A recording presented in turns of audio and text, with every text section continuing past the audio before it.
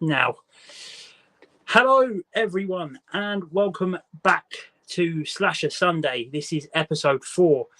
I'm joined by these two beautiful bastards. We have Ryan from Let's Get Kicking Movies. You can speak, by the way. Hello. And we have Well, I'm the getting wonderful rubbish. Scott back from Scott the Movie Critic. How are you doing, guys? Hello, everyone. Doing good, yeah. Thank I'm you doing for having alright. us on, Jake. Awesome. No worries at all. So, what have we been watching this week? Ooh, man. Ryan, do you want to go first? Yeah, I might as well. I got some of them from on the top of my head. To be honest, I've been mostly catching up on Doctor Who for the 60th, so that's a lot of stuff I've been watching. I probably only watched I think it was like 3 movies this week. So that was, of course, on Monday, Dog Day Afternoon. YI, great film as always. Scott's first time as well. Yeah. YI.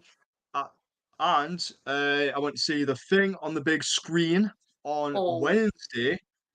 Absolutely great to say. One of my favorite movies of all time, for the science fiction genre. And also watched Trick or Treat on Friday for the first time as well. oh, Absolutely thoroughly enjoyed it. I think what's great about Trick or Treat is it has that anthology story, but all the stories intertwine into one. Like it's all joined together. Yeah. So you see the characters, uh, you see like the characters who we see in this series just literally pop up like anywhere, and then you see their story.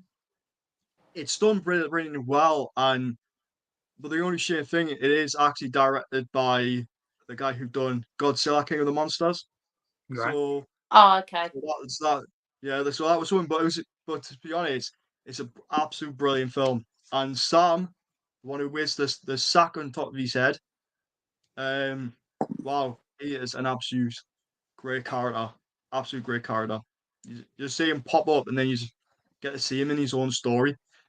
And the one thing I never thought who was in it, Brian Cox was in the film. Never Yeah. thought, never thought he was going to be in it, but yeah, I really enjoyed that. So that's what I've been watching. Awesome stuff, mate. And what about you, Mr. Movie Critic? I haven't really watched much to be fair recently, but like Ryan said, I did watch Dog Day Afternoon Monday night, which was a lot of fun. That film was absolutely incredible. I thought it was so good. Yeah, but I really felt sorry for Al Pacino's character in that film, to be fair, and his performance in that film is just absolutely mind blowing. It's just so good. And yeah, it's one of my favourite films of the 70s now as well, I would say. So yeah, really enjoyed that. Awesome stuff, mate. Yeah, Al Pacino does get put through the ringer in that film. He does, yeah. These two beautiful bastards' links will be in the description. Make sure you go and subscribe to them because they are fucking fantastic at what they do, as well as Craig's link will be in the description after the stream. But just before we start, and if anyone wants to throw any comments in, please do. Ask us anything. If it's too personal, we won't answer it. But a quick announcement: as of November 7th, Ryan usually does his weekly watch-alongs with Nige, Scott, and Craig. As of season 2 and November 7th, I will be joining them weekly. So it will now be 5 of us. So I'm really looking forward to that. Thank you for bringing me into it, Ryan. I really do appreciate it. So it should be awesome every week. We currently don't have any comments at the minute. So is there anything that you guys want to talk about? Anything? So speaking, So speaking about the 7th, that is going to be a double bill watch. So it's going to be that's going to be a long night because we're watching 2 films. But luckily, Blood Feast is only an hour and 6 minutes, and Prison is an hour and 49. So it's basically 2 hours and 49 minutes. So basically, what we'll do, watch the first one, and then just quickly put the other one straight on after that. Just simple as that. Yeah. And so yeah, so that's going to be one thing. We'll be spinning. We'll also be spinning the wheel as we always do. Yeah. Just to give that one a mention for others who haven't watched Wheel of Bellends, which is the brand new title. So just keep in line, and update on Darkness Within Horror, which I need to mention.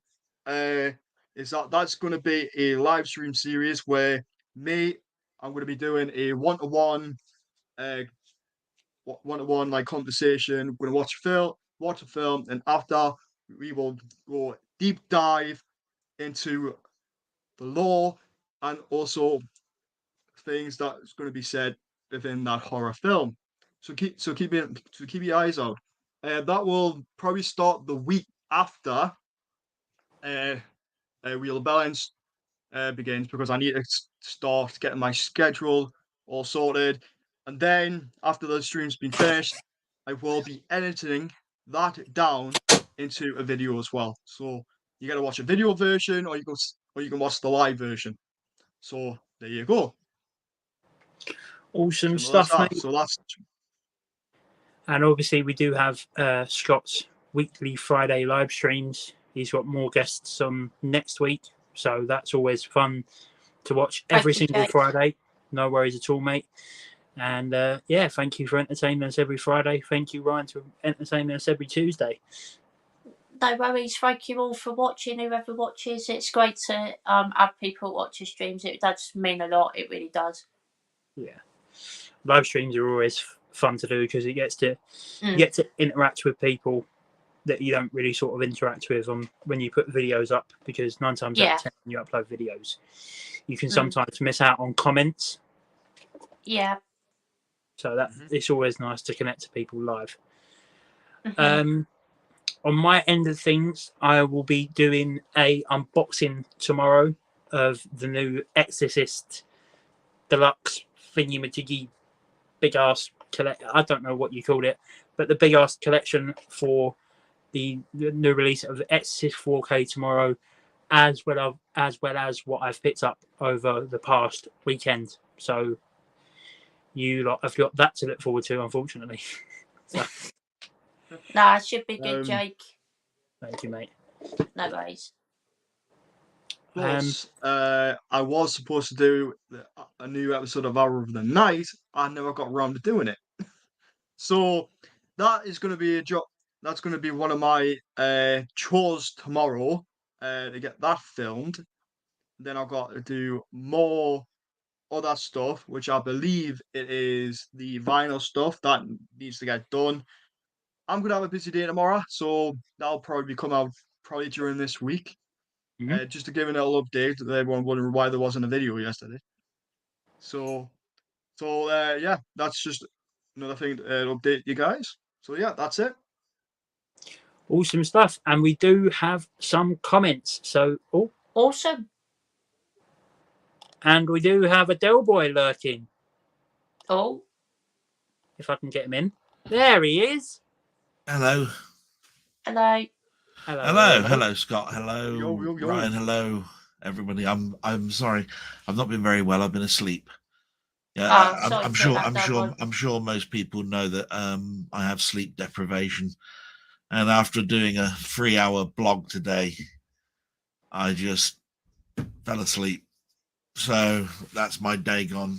I hate it when that happens because it's work tomorrow, and I probably won't sleep tonight. That's sort of like what goes on with me. But anyway, look, carry on talking. What were you guys talking about? I don't even know what we're doing today. I'm a bit disorientated, so you have to excuse me for a bit.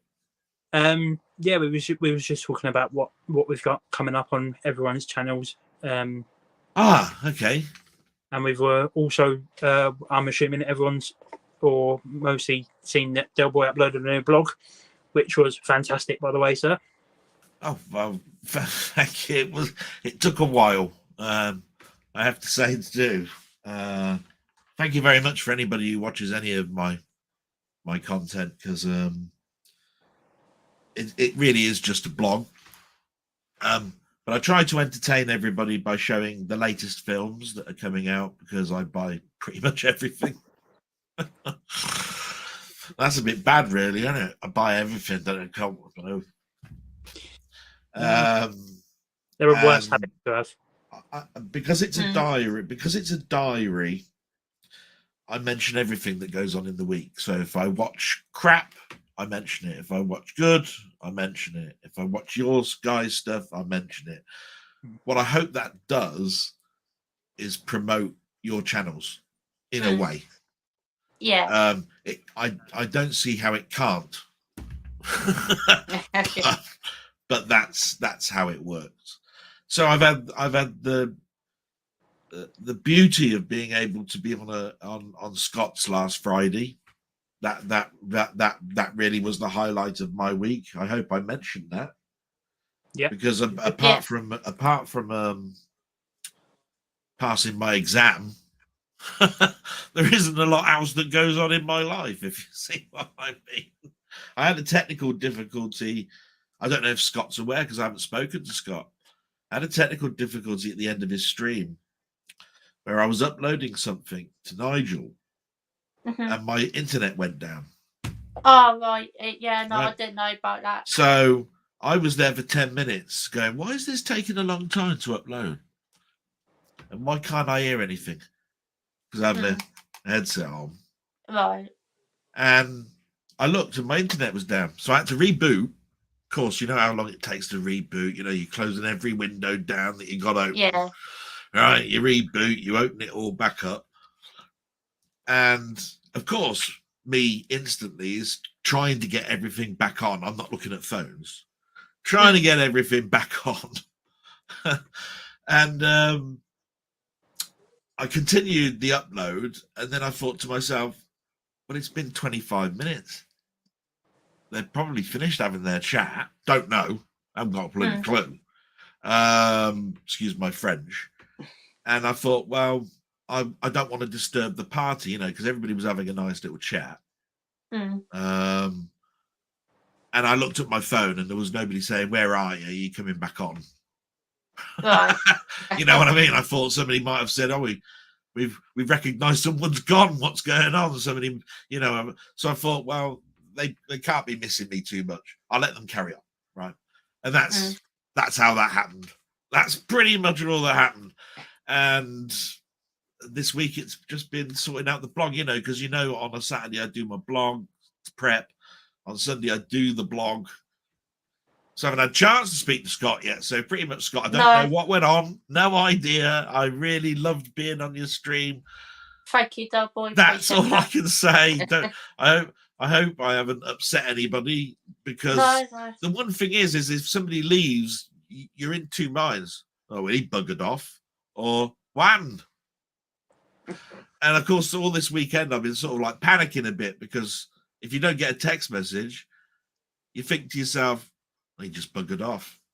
I just was with what happened though. But I haven't got really a way of chatting to you other than through sort of like a group chat. I haven't got your way of speaking to you, Scott, if you see what I mean. Right. Privately, I don't think. I haven't got telephone numbers and stuff. So anyway, I've talked enough. Sorry. I take it. I heard the last bit. You've got an opening that I'm definitely not going to watch, you bastard, because it's The Exorcist. And you know I haven't got it. Scott, I have no idea for Friday, but I take it you're doing something Friday.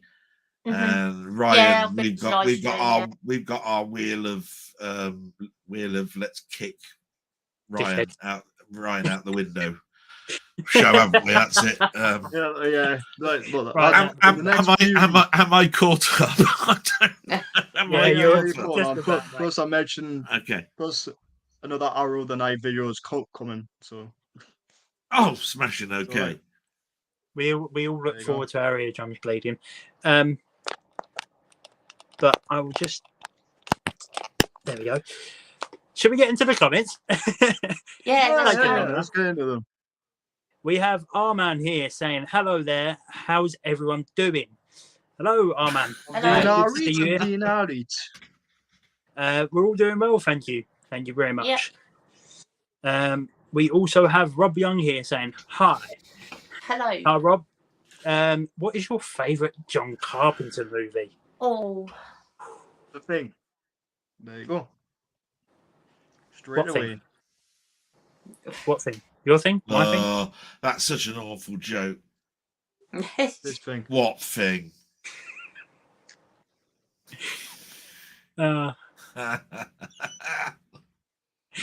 What's your favourite John Carpenter movie, Scott?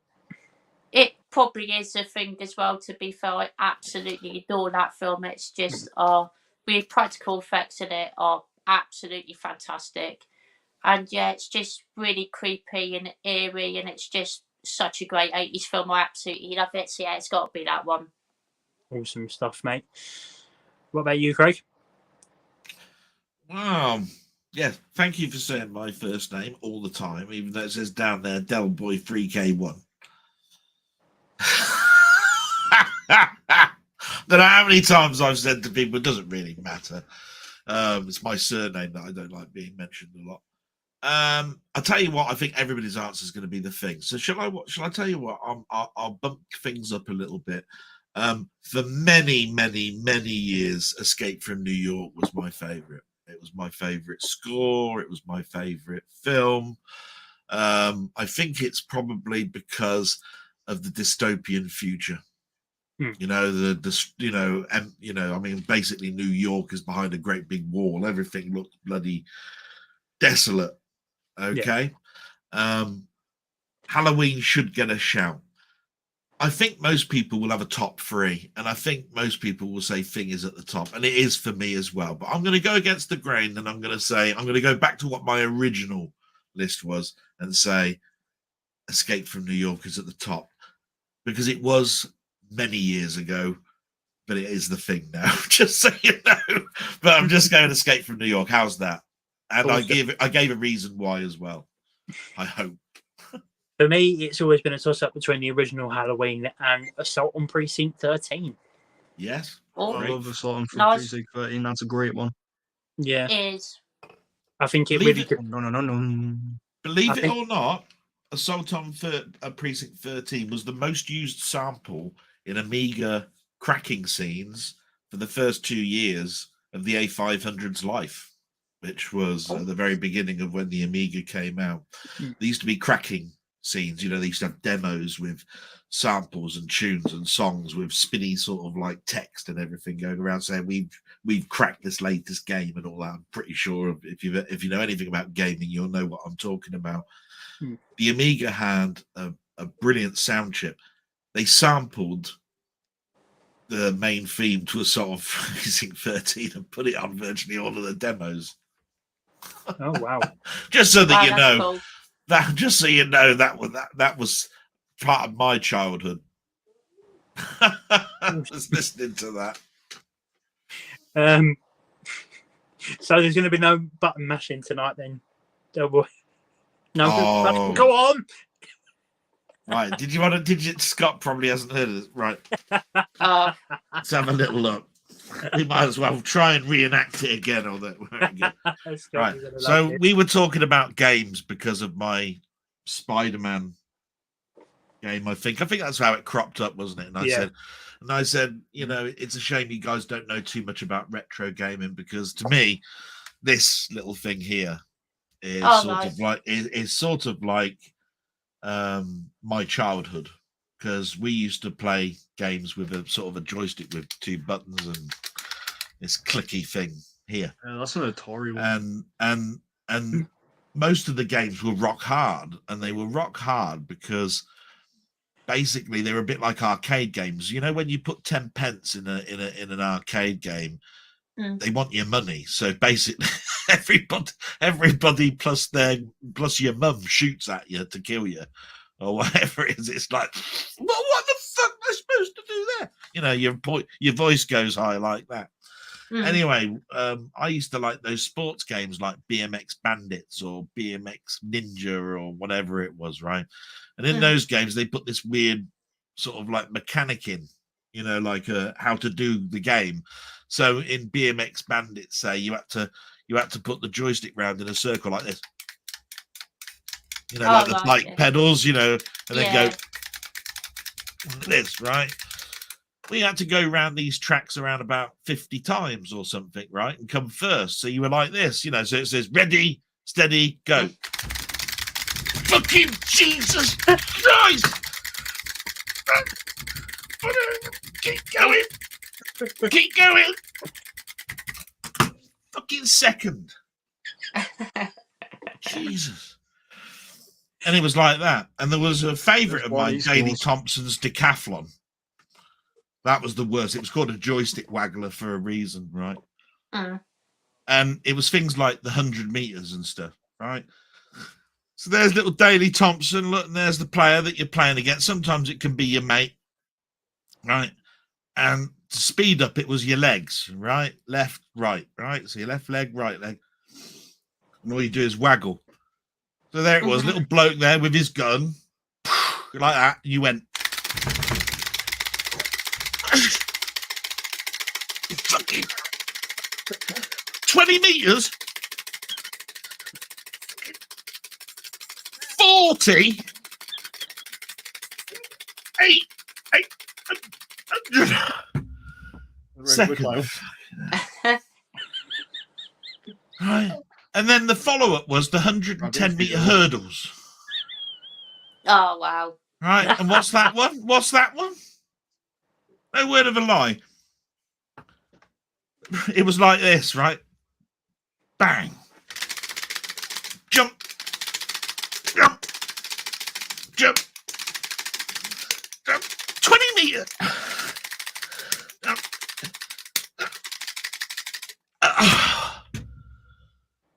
Second? Well, second.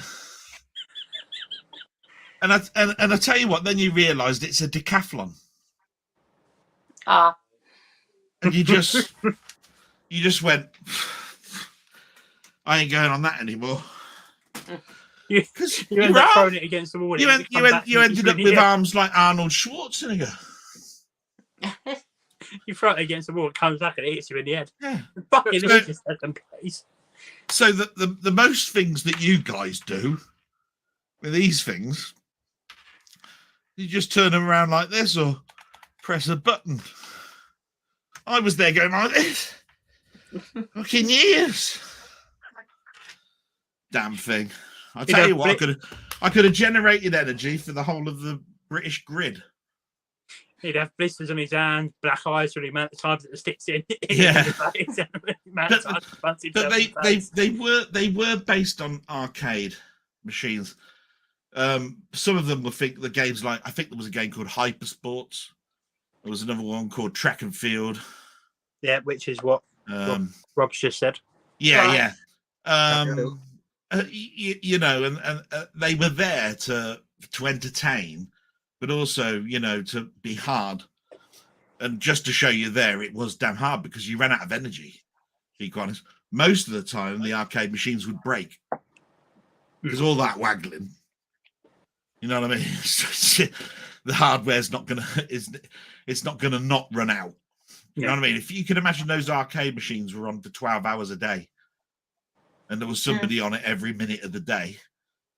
Those joysticks were gone, weren't they? I mean, they broke. They were constantly being repaired. But yeah, it was a bit funny last night talking about that because that was a memory, a nice memory, but it was so funny because literally just sitting there watching him just go, fucking run.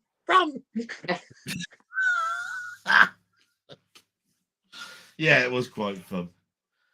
But that's me and my blog, you see, because that's what it is. It's a memory. It's what comes back to you, and it's what I like to portray to my nephew and niece, which is what the blog's all about.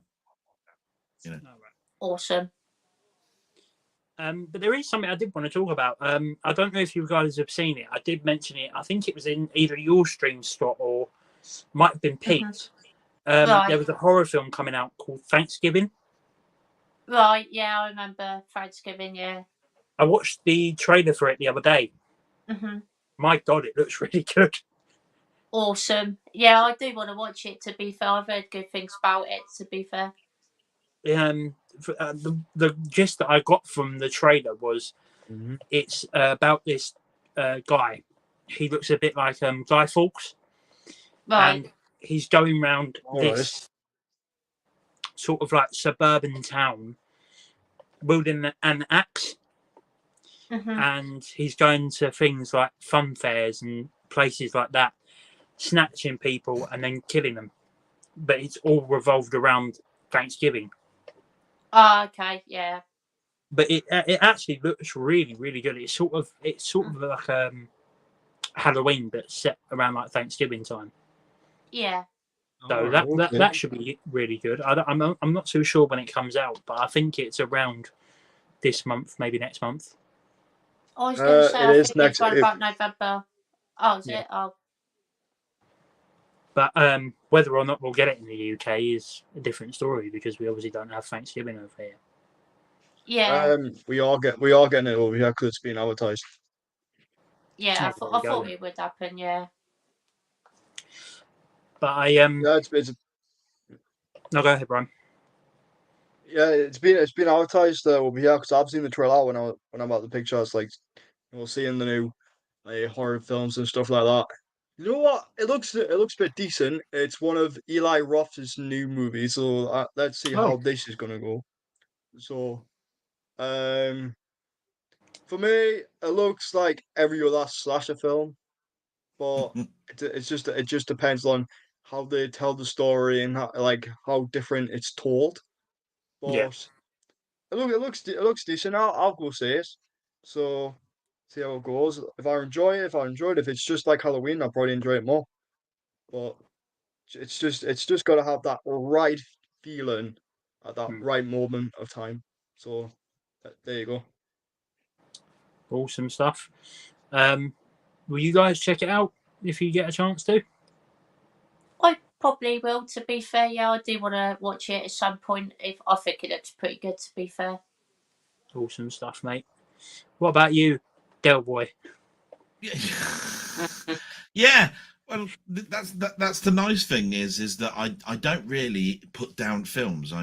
Basically I'll always give a film a chance. If somebody turns around to me and said you're going to see it, then most of the time I'm going to say either possibly or oh yeah, I'm there. Do you know what I mean? Because I love film, no matter what it comes from.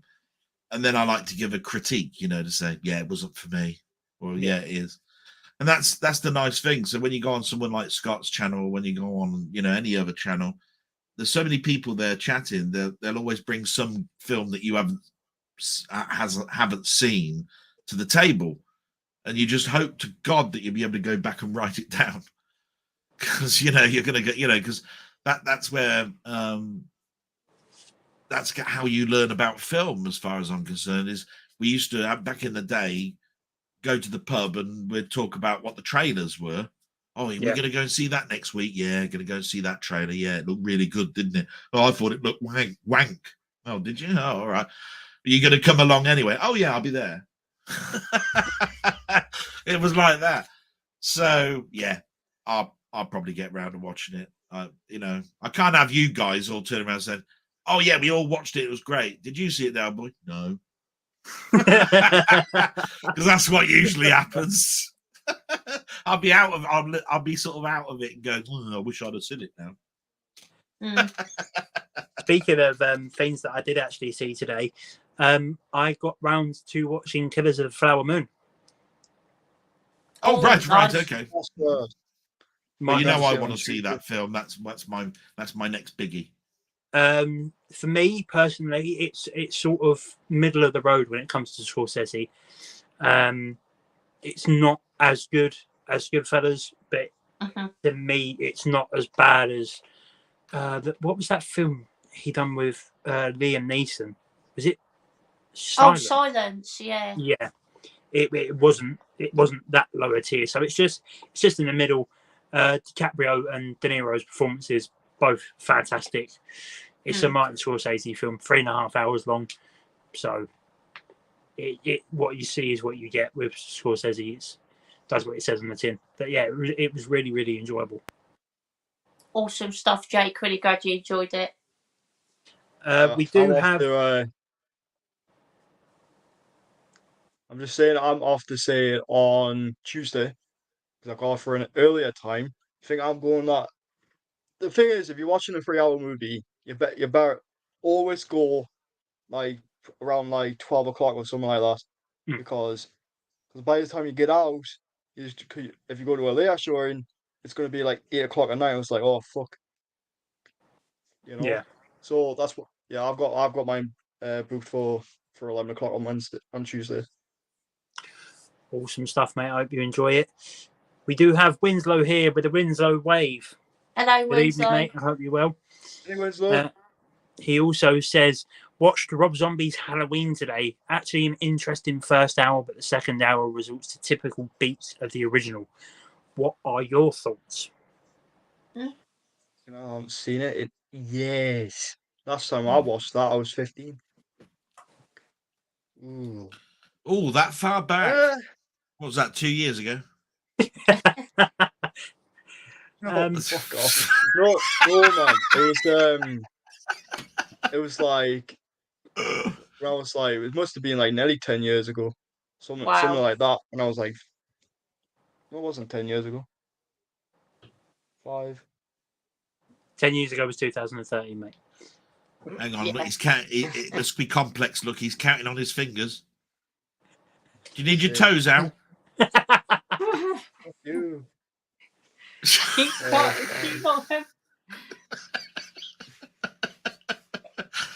Let's just say 10 years, shall we? Does it really matter? Was it like 10 months and was it 10 years and 2 months or something? I would say 6 years ago. It's like around 8 or 9, like 7 years ago. There you go. Fuck me, get to that point. What do you think of the film? I was trying to you fucking head me. What do you think of the film? Not when was the last time you fucking saw it? Saw it? Oh mate, the first one's alright, right? It's not a bad directional movie from Rob Zombie because I've seen other shit from him anyway. So it's a new, different take towards the Halloween movie. You know, just you see him more as a kid, like seeing more of that background of how he killed his sister. You know, you see the deluded, he was bullied and stuff like that. You just see all these like different things intertwined. And it's just done so well. It's the first hour's just done so well. The problem with it is the music is all over the place. They put them at the wrong moments at the wrong time, and it feels like, is this supposed to be here? Is that supposed to be there? Yeah, the music's a mess, but the movie itself is good. But if you're looking at Halloween 2, it's a whole pile of fucking shit. Is my opinion. Well, thanks for that long-winded analogy. We really appreciate it. Scott, what about you, mate? I've unfortunately only seen the first 2 Halloween films before, so I need to get round to most of the sequels. But I do enjoy the first 2 Halloween films, of course. They're classic films, but yeah, I really do want to get round to the rest of them at some point. Awesome stuff, mate. No worries. And what about you, Del Boy? Hang on a minute. I saw it. That's enough.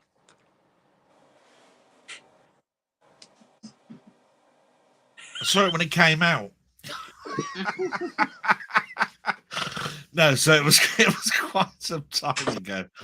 The thing that I remember about that film more than anything is the build-up. I think they did a lot of interviews. They were going around promoting Halloween again as this great thing. And I think a lot of people came away disappointed. I'm not quite sure whether I actually felt that disappointed about it or not, because it is a modernized. I mean, I've seen the Halloween films all the way through and generally in the right order up to that point. I'm going to turn around and say that I probably felt like the majority at the time, and I think Ryan's probably knocked it on the head more than anything. I know that Rob Zombie is very Marmite. Yeah, with a lot of things.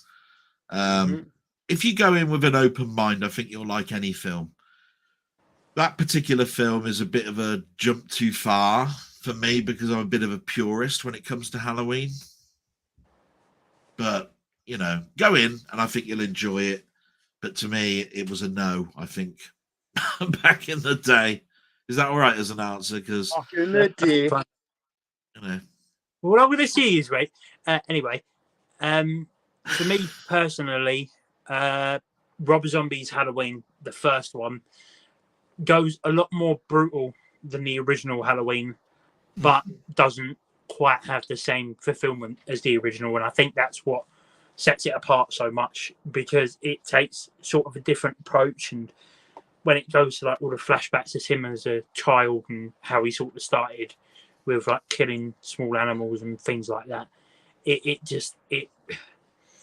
really just sort of convolutes itself, and I think that's what doesn't make it as great. But I do think it is probably the best of Rob Zombie's films, or it's definitely up there.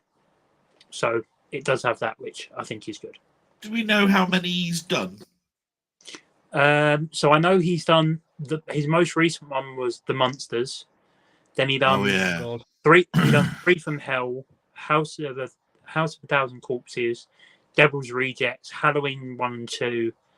I think that's it. If I'm not Did mistaken. he do Lords of Lords of Salem? Yeah, right, I thought that was Lords in, of Salem, yeah. So there's a bit of a mixed bag there. I think a lot of those a lot of people have been critical of, though, if I remember rightly, haven't they? Yeah. Yeah. But when Halloween came out, what had he done before? Was that his first, or was the stuff before it? That's what I'm trying to get at, I suppose. House of Corpses was his first one, I think. Yeah. Was that well received, Scott? Because you know horror films, you see, a bit more than I'm. So I'm asking a genuine question here. Yeah. I'm going, right, okay. So is there a reason why that film has gone, it's a Rob Zombie film? Like we're supposed to know that this guy's not very good. You know what I mean? Usually people know, because it's like, yeah, have you ever seen this shit? Look, this timeline of films, it's crap. Right? So I'm just asking, like, Halloween couldn't have been his first one, because I'd have known. You know what I mean? So I'm asking, why was it so disappointing? Is it because the first one was better than Halloween? The first film he did is a much better film than Halloween was, or what? You know? Well, I think it was actually quite well received with House of Thousand Corpses. It has quite a few people dislike it as well. It's definitely not for everyone. It's one of those types of films. It's very strange film, very messed up, but it is very good. I did enjoy it, to be fair. Devil's Rejects I haven't seen yet, but a lot of people say that's actually better than House of Thousand Corpses. So yeah, I'm looking forward to watching that at some point. Right. Do you feel the same then, Ryan and Jake? You know, the first film he came out with is better than Halloween, or the same as Halloween, or? I'd definitely say his best film is the first Halloween film. But other than that, he's a very Marmite director, because sometimes you could love his films and sometimes you can hate them. It all depends what sort of direction he goes in. And he's usually just a horror director. So I think the good thing about him was that he didn't just stick to one sort of subgenre of horror with the Halloween stuff. He did do the trilogy of House of a Thousand Corpses, Devil's Rejects, and Three from Hell, I think, is the trilogy. Yeah. So them ones were, again, very up and down. But I do find enjoyment in his films, but sometimes it's hard to find enjoyment as well, because, well, I think for every single one of his films, his wife has played the main character. Oh, right. So I think when you've sort of got something like that, I think you have to sort of, at some point, change things up. Yeah. So yeah, that's my 2 pence on it. Yeah, otherwise it'd get very samey, wouldn't it? If you have if all the time you have your wife in it, she plays the person who dies first, or whatever it is, whichever way you look at it, you're gonna go, oh right, I know what film this is now, because it's always got her in it. Yeah. Okay. Right. Anyone else have anything to say? Thanks for filling me in. Like I said, I'm not if you were to ask me science fiction-y type things, or general films, you know, that I watched back in the day, you know, like comedies, like the Eddie Murphy stuff and Steve Martin stuff, then I'd be out there going like this. But horror, I'm going, okay, educate me. Yeah. You know what I mean? Like, tell me more. Like, did he have a car? Oh God. Grease. More. No, Ryan. No. Yeah, look, you start us off.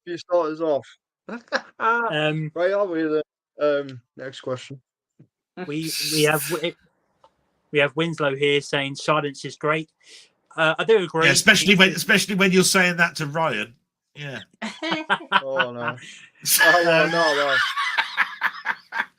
Go on next. Yeah, silence is great, but it's not one of Scorsese's best. We have MB22 here saying, has anyone played Spider-Man 2 yet? Yeah, go on then. Thank you for commenting, MB22. I have, yes. I think I got it 2 days before release. I think PlayStation made a mistake and released the digital version earlier. I have almost completed it, and I can say... What do you mean almost? I thought you said you'd have it completed by now. But I haven't had much chance to play it today. Oh, all right. But yeah, because you went and saw a 3.5 hour film. I forgot. Yeah, but not as good as the first game, but still excellent nonetheless. And I know Del Boy has got it, but what about you, Scott and Ryan? I haven't got it yet, no, but I did love the first Spider-Man game. I thought it was absolutely incredible, and I did also really enjoy Miles Morales as well. That was great as well. So, yeah, I'm looking forward to getting this game soon. Really looking forward to playing it, to be fair. Awesome stuff, mate. Ryan? And for me, I'm one of the unlucky ones because I don't own a PS5. So I will be have to wait a couple of years for it to come out on PC. So that's good. That's going to be me. Yeah, but I'm intrigued. I'm intrigued because you said it's not as good. So what is it that's not as good? I think is it the story that's not as good? Is it the graphic that's not as good? Is it graphically, it's beautiful. It's one of the best looking games I've ever seen. But the story does feel like they've sort of added bits into this game that they couldn't fit into the last game. Right. And just jig it about a bit. And I think that's what that's what makes it not as good as the first game. Have you looked to see who wrote the script for the first game and then seen who's written the script for the second game to see whether that might be the reason? No, I haven't. Oh, okay. Just intrigued. But I will look into that. I think the first one was heavily criticised for having Dan Slott write the game, and he wrote Spider-Man for 10 years in the comics and was mostly slated because they believe he nearly destroyed the character. People were walking away in droves the way that he was writing the comic. And when you saw his name come up on the game, you went, oh, bloody hell. What piece of shit we could be playing now?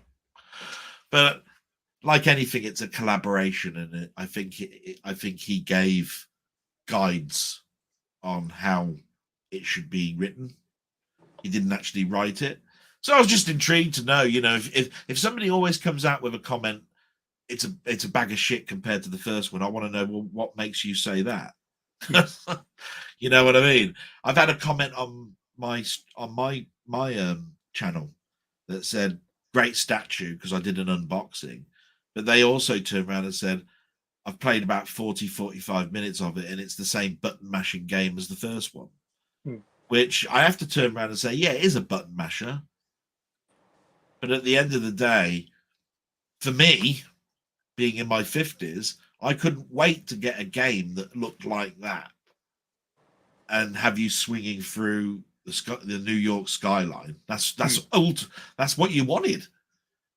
All I got was blippy bloppy characters, little blobs that are supposed to look like Spider-Man, because my technology back then was crap. Now you've got this New York is a bloody character. Do you know what I mean? Yeah. It comes alive. So I keep turning around and saying, oh, bloody hell, you disingenuous gits. I wanted a game like that 30 years ago. You get it on a plate. Yeah.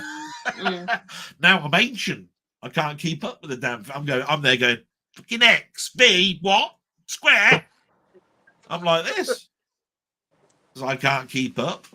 So yeah, interesting. Thanks very much anyway. Yeah. No worries. We have Rob Young here saying, I'm a huge Vincent Price fan. Do any of you have a favourite film by him? I personally don't believe I've seen many Vincent Price films, so I can't really have a say on this, but I'm sure some of the other guys in here will. Ryan? Mine will probably be let's say House of Wax. I think House of Wax is probably one of my favorite of his. I still got a lot of his films to catch up on because he's done loads, and I'm hoping to get around watching Comedy of Terrors.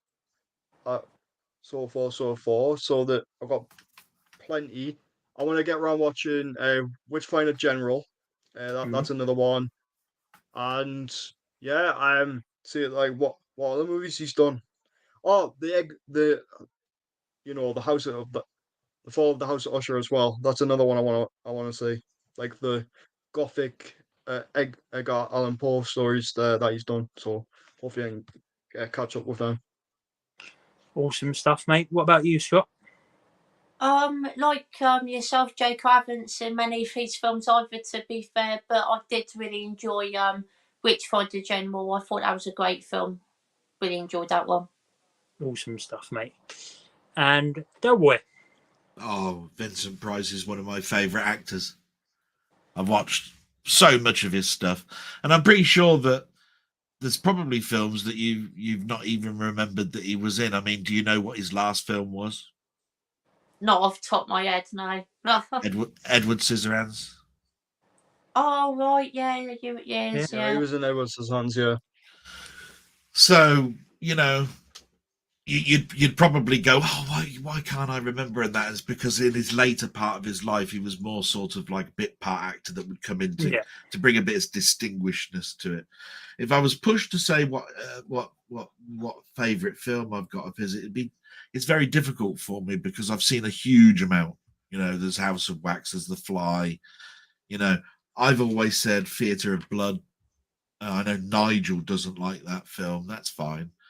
I mean, we both though agree that Dr. Phibes, the two Dr. Phibes films, are some of our favourites. And I go back to the Corman days, watch the Poe films, the House of Usher and Pit and the Pendulum.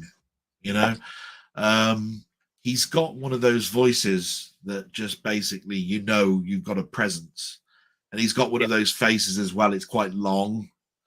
And he always has sort of like a little mustache or a goatee or something like that, just to up it a little bit. I remember in one of the Corman films, it was a stark difference. He had like blonde hair. It's like, whoa, that's a bit different because he's always been more like jet black hair. I'm going to go, because just to give you the answer, I will go with Theatre of Blood. But there's so many. I love The House of Wax. I love Fly. I love all of those Corman films. Definitely one that if you've got a moment, to spend a week with an actor and you wanted to watch a series of films, I think you could randomly throw a dart at a dartboard, hit a film and find a gem. That's the type of so in other words, you could do Ryan's Wheel of Films. Sorry, nearly called it an alternative name there. And watch a Vincent Price film, and I think you'd get every other one being a great one that you'd find as a gem. Theatre of Blood, though. Oh. Awesome stuff there, Del Boy. We have MB22 here saying, also, has anyone watched No One Will Save You yet? Well worth a watch. I haven't personally seen this myself, but I do know the premise behind it. It's a home invasion horror film with aliens. So I will be checking it out at some point. What about yourself, Ryan? Never even heard of it even existed. The first time I even got around hearing this. So, home invasion with aliens, bring it on, so I can smash some aliens' faces and let's bring it on. Some stuff, mate. What about yourself, Scott? Yeah, well, I've heard of it, and I've heard this mixed things on it, to be fair. Some people like it, some people don't like it, but the concept of it I find quite interesting and quite intriguing, so I think I will give it a watch at some point, to be fair. Awesome stuff, mate. And Del Boy. one again that I've seen the trailer of once. It looked okay. I'll probably watch it. Haven't got around, you know. I mean, is it out yet? I believe it's out in cinemas yet. Yeah, so I haven't seen it yet. It's one of those, you know, if you go to the cinema enough, you'll see enough trailers. If you've got time on YouTube, you'll see trailers of films. You know, some people bookmark. I want to see every trailer. You know what I mean? They love trailers. They just want to see trailers. I'm not like that. I'm watching your guys' stuff. Yeah. So, you know, if I miss a trailer at the cinema, I probably haven't seen any trailer anywhere else unless it's been on telly. Yeah. So I think that one came up as a lucky one because I think I saw the trailer during Oppenheimer. I'm not sure. I'd have to think back, but it would have been around about that time. And I thought, oh, it's all right. And then I haven't thought anything about it since. No worries at all. We have our man here saying, saw the film Serendipity. I hope I'm saying that right. Today with John Cusack and Kate Beckinsale. Pretty good, light-hearted fun. Awesome stuff, mate. Glad you enjoyed it. I personally haven't seen it. I don't really intend much to because I don't really get drawn to John Cusack and Kate Beckinsale's films, but that's just me. Brian? I've heard of this, but I don't think I'll ever get time to get around watching it. So yeah, I'll probably not watch it. What about yourself, Scott? Don't think I've heard of this one, to be fair, but I do really like John Cusack as an actor. To be fair, I really love some of his films, like Better Off Dead and The Sure Thing from the 80s. Two great 80s films there, and obviously he was really good in Con Air as well, and High Fidelity as well. That's another great film of his. I really enjoyed High Fidelity. So yeah, I'll probably get back to watching that one, to be fair. No worries, mate. Awesome stuff. What about yourself, there, boy? Well, he said, bastard. No, I mean, now you come across stuff that I have watched. You know, Serendipity I've watched. It was a while ago. I didn't think it was too bad a film. Like Scott was saying, John Cusack isn't really my type of character. In fact, I think the last time I watched a John Cusack film, was he in the film Cell? Where everybody listens to a noise on their phones and he starts turning into fucking zombies or something and start attacking everybody with Samuel L. Jackson, if I remember rightly. Yeah. That's about the last film I ever saw him in. He's a very quirky character, always got the same sort of hairstyle, black. He's sort of very distinguishable. Kate Beckinsale, you know, fantastic. I think she was probably the best thing in Serendipity. That's not saying too much. It's not a bad film. It's one of those ones you'd watch on a sort of like Sunday night. Yeah. You know what I mean? I'd put it there and go, and you'd probably go to bed going, oh, it was all right, wasn't it? And then you go to sleep. You know what I mean? A bit like that. Yeah. It's not like I up there and go, whoa, what a film. There are films where I've actually come out and I've, you know, like a Rocky film, right? When I was younger, I came out of a Rocky film and I go, I feel like Rocky. I want to run home. I want to start boxing, you know, and I'm listening to the music and you're hearing the music and you're going, yeah, I'm Rocky. You get halfway up the hill, you're going, I'm knackered. Fucking hell, I couldn't be Rocky if I tried. You run out of breath about 50 meters down. I said, no, I can't be Rocky now. Fucking hell. I'm more like Pebble. Serendipity is not that type of film, but it doesn't make that. That doesn't mean it's a bad film. It's just it's a different type of film, and it's one of those ones that's gentler, you know. The only film I will say of John Cusack's that I do actually get a lot of enjoyment out of is Say Anything. Oh, I want to watch that. Yeah, that's a really fantastic film. Awesome. Highly recommend. We have MB22 here saying everyone talks about the best killers in movies like Jason Voorhees, Michael Myers, etc. But Ghostface is always talked about like that. But Ghostface was always different. Who was your best Ghostface? Oh, Ghostface? Yeah. Scream. Yeah, I know. Sorry, I was just looking at the question. Yeah, okay. Oh man. You don't want me to go first, do you? Come on, it's horror. You guys have got to go, haven't you? Unless you want me to go first, because not that I have much for of an me, input. I've got to go with the original killer. Killer. I think it was Billy. I think it was, isn't it? Billy Loomis. Yeah, that's what I was. That's what I was thinking. Yeah, that's probably got to be one of my favorite colors. It's just so menacing. While like everyone knows Stu. You know, Matthew Lillard. He was one of them as well. He was great in it. But yeah, I think Billy Loomis is always going to be the top notch original color. It's brilliant. Can't beat the original. Awesome stuff, Ryan. What about yourself, Scott?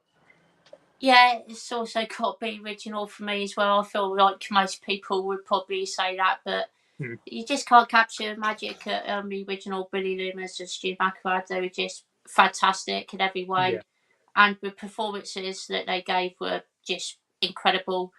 But I will say I do really like Jill in number 4 as well. I think she's actually a really good killer as well. Yeah, she was really, really good as well. Awesome stuff, Scott, mate. Thank you, Jack. What about yourself, Del Boy? No worries. Yeah, I mean, most people know that I started buying Scream when it was a Laserdisc, and Nigel was the same. He bought Scream on Laserdisc. We all enjoyed the first film, and I think from my point of view, now that I have got caught up and I've watched them, the first one is always the best. I think in the majority of cases, there are obviously distinguishable different films where the first one has been beaten. You know, I think the first killer is the best killer, and Scream one's got it. You know what I mean? It's where all the ideas are and where the shock of the first one is shown. Do you know what I mean? It's a bit hard to not turn around and go, that's not the best one. Do you know what I mean? So I think I'm going to go out a bit of left field here and going to say either Stu Mocker or Huey from was it Huey? The male Ghostface from Scream 5. Richie. Richie, yeah. Richie, yeah, that's who it is, Richie. Yeah, I always thought he was a bit like a Stu Mocker, so that's why I've always sort of gravitated towards him. So yeah, those are my answers. Thank you very much for the question, MB.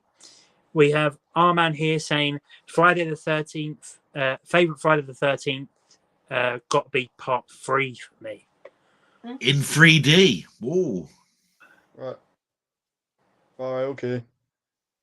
All right. He's getting the directors on to tell him what the best Friday the 13th is. Look.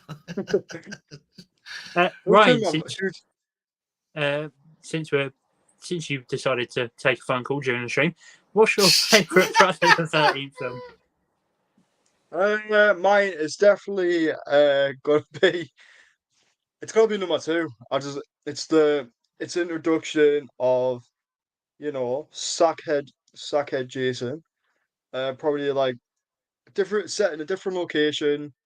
Like look, it's different. Like what you compare to the original movie. The original movie will always be the best one, anyway. But you just see like a whole new different feeling towards the whole franchise, because this is the first time Jason is introduced, and whatever happened and how he survived is we'll still believe from everyone's heads. Like I still don't know how he survived, but to be honest, that's definitely. I think it's got one of the most probably most interesting storylines in it. So that will always be my favorite.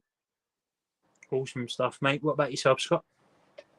I'm gonna have to go for part 6. I love that film. So rewatchable. Probably the most rewatchable in the series for me. And I just think it's a really fun film. Jason is great in that one. I think that's one of my favourite portrayals of Jason Voorhees in the entire series, to be fair. And it's got some really good kills in it. It's just entertaining from start to finish. It's quite funny at times as well, I think. It's got some good humour in there, and has some really good songs in it as well. It's got a good, decent soundtrack as well. So yeah, it's got to be that one. But I do love Part 4 as well. That's a close second for me. Awesome stuff, mate. Yeah, I have to agree with you. Part 6 does have some very, let's say, interesting kills. If I'm thinking about the right film, which is Part 6, Jason Takes Manhattan. No, that's Part 8. That's Jason Lives. Jason Lives. That's what it's Part called. 6. Yeah. Jason Lives. The 8th one's Jason Takes Manhattan. Yeah. I always get confused. There's too many bloody films in the series, but Part 6 is a great entry. It is indeed. What about yourself, Del Boy? Oh, I didn't like Jason Takes Manhattan. I can tell you that now. Oh, no. I don't mind it.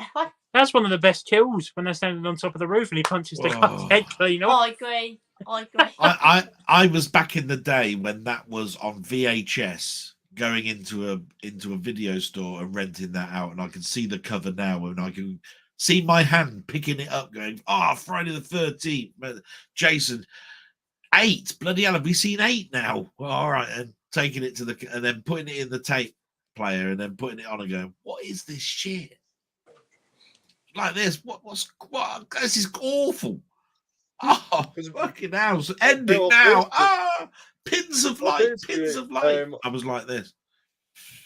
Jason Takes Manhattan. Half the time they were just like, what on that bloody was it on that bloody cruise ship, that cruise ship or something like that?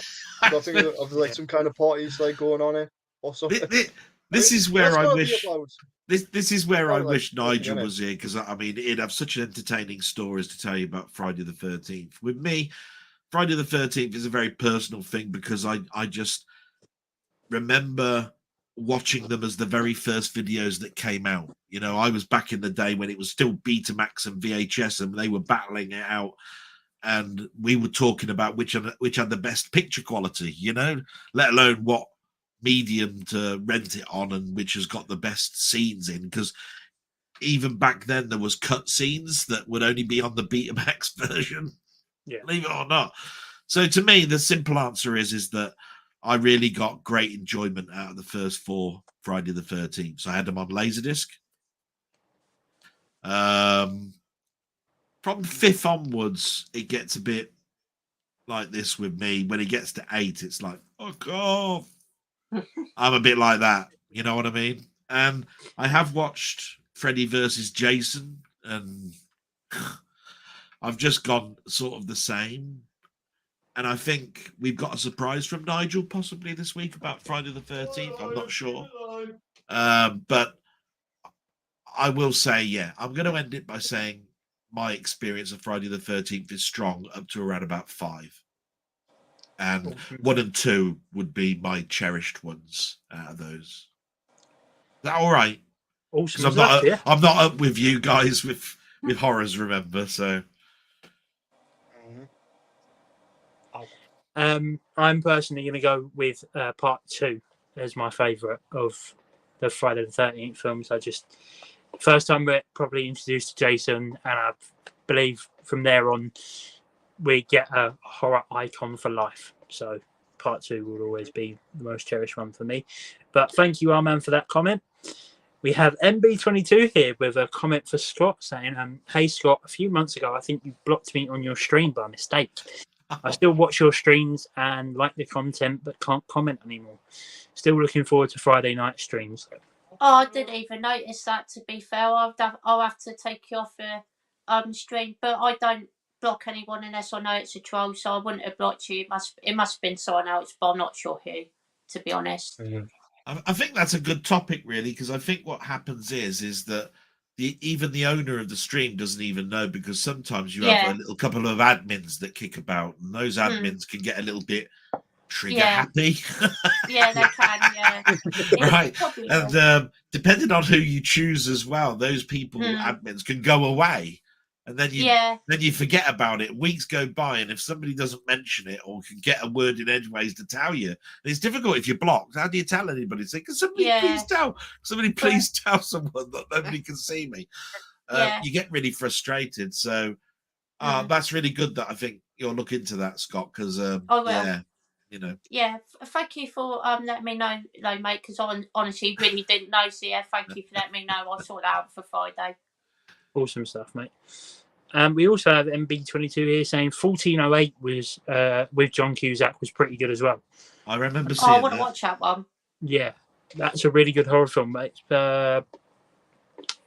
Samuel L. Jackson, I believe. Yes, I think it is that one. Yeah.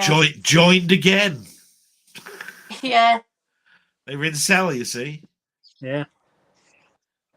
Yeah, awesome stuff, mate. Ryan, have you seen 1408? Yes, I've seen 1408 with John Cusack and Samuel L. Jackson. What a weird movie, all about a hotel room. A cursed hotel room. Ooh, very spooky.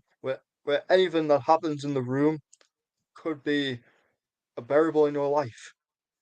Bit like I would say it's a bit like a different take if you're looking at The Shining. It's like a big massive psychological horror. Like in case as well, it has that feeling about the secret room that nobody knows about in the actual hotel. That is haunted what The Shining is based on.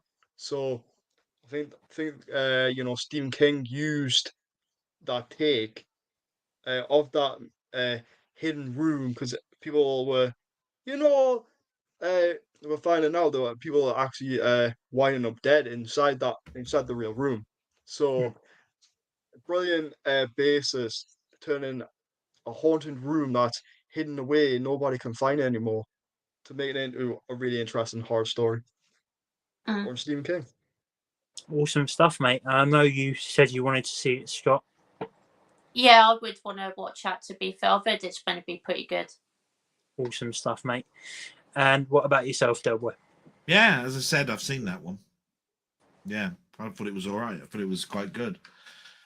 I forgot that those two had been in that film as well, because I said about Cell, I said, it's got Samuel L. Jackson in it. And then I forgot that 1408 had it as well.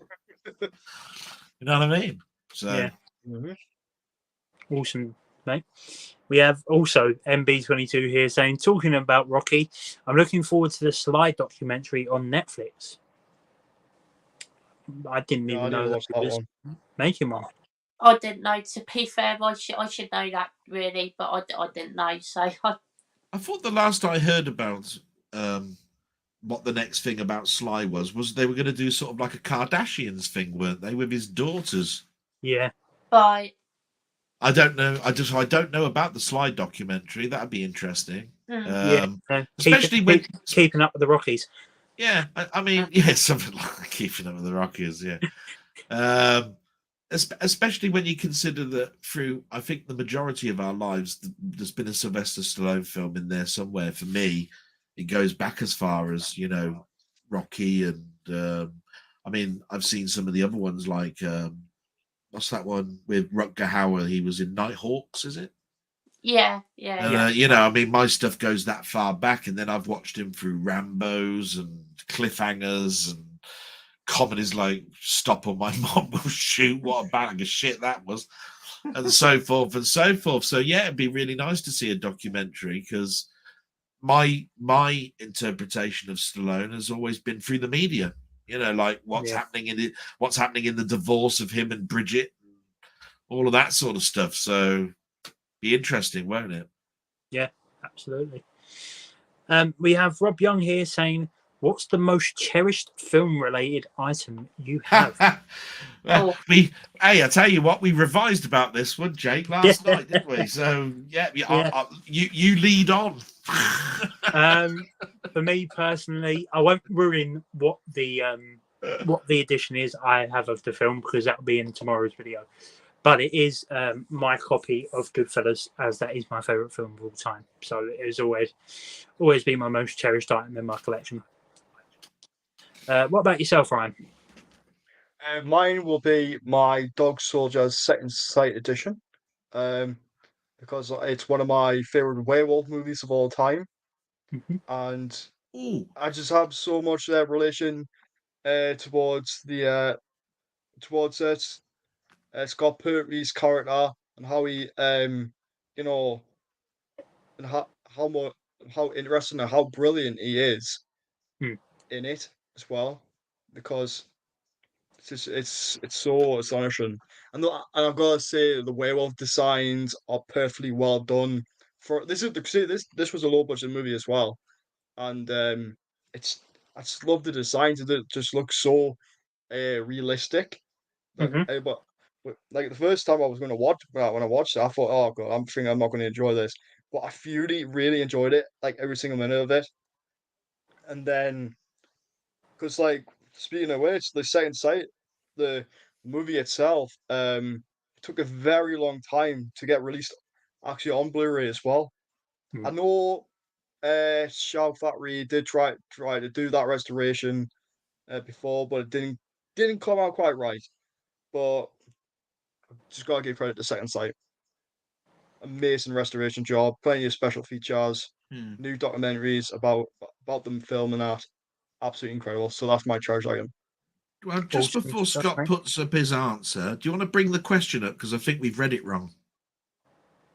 What is the most cherished film-related item you have? Yeah, but not the film itself. What's the most cherished film-related item? Okay, now I'm confused. Anyone else? Well, take it like this. Say you've got a piece of memorabilia from a say you got a piece of memorabilia from a film. That'd be a film-related item, wouldn't it? You know, I've got the lightsaber from. But anyway, maybe I'm reading it wrong. But I was just thought, we just might want to just go over that question again because it says most cherished film-related item. Like you got the gun from Blade Runner. You know what I mean? Okay, I don't know. I'm with you now. I'll still say sticking with Goodfellas, but my Goodfellas art print. Yeah. So I went through that whole thingy for no reason now. Well, yeah. I didn't want to interrupt you. You see, I thought no, I'll let Ryan talk shite for another 2 minutes, and then I'll mention. I think mine's got to be my Michael Myers mask from Halloween 2018. Awesome. Absolutely amazing. Well, I'll tell you what. Why don't we mention the film? Why don't we mention the film and also mention the item that that we also like it? I mean, being as we've gone that far, we'll go with that. You know. What about yourself, Scott? Probably the Godzilla Criterion set with one with 15 films in. That's a really lovely set. I really like that one. In terms of film-related item, it's probably one of my hard posters in the room. I'm not sure which one. Possibly the zombie one. I really do like the Friday 13th ones as well. They're really cool. But possibly the zombie one's my favourite, I think. Awesome stuff, mate. And what about yourself, Delboy? After all that, I've got to think now, haven't I? Well, I know that probably the most cherished film-related item is bound sure to be a soundtrack. Got so many soundtracks, and it would probably be an Ennio Morricone, and it would probably be Once Upon a Time in the West, because I've got the Italian cutting. Mm-hmm.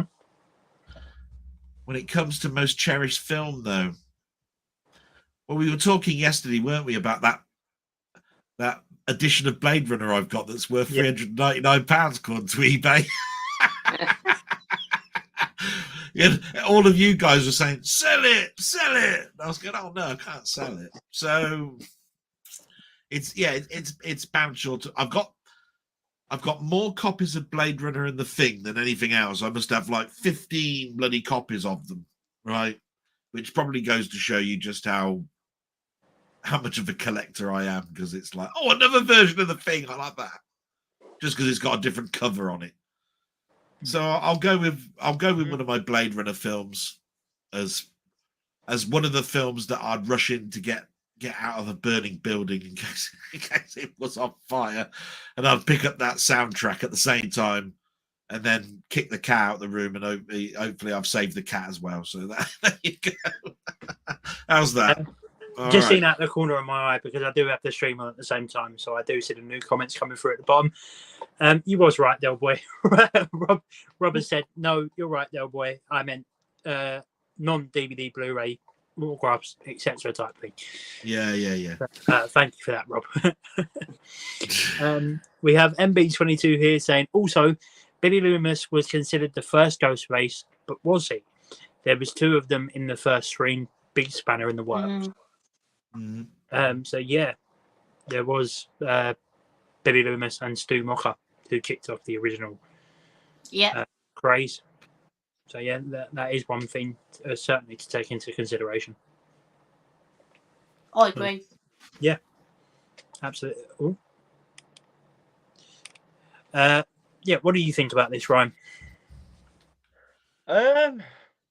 Yeah, I've got to agree about this. Having two Ghostfaces at the same time, because like nobody knew who was the killer anyway. Nobody knew there was going to be 2 killers. Everyone thought it was one. Like, Billy Loomis, throughout that whole film, he was like, he was the subject, wasn't he?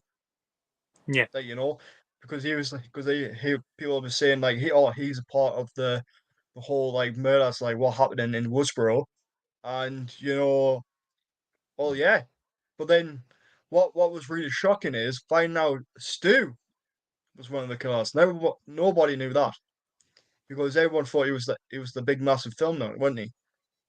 No, that was Just like random. it's just and it's just crazy. It's probably one of the biggest twists that nobody knew was going to come around. And I thought it's just done so well, and he's absolutely brilliant. But look, Billy Loomis, he'll always be the most like deluded in his head.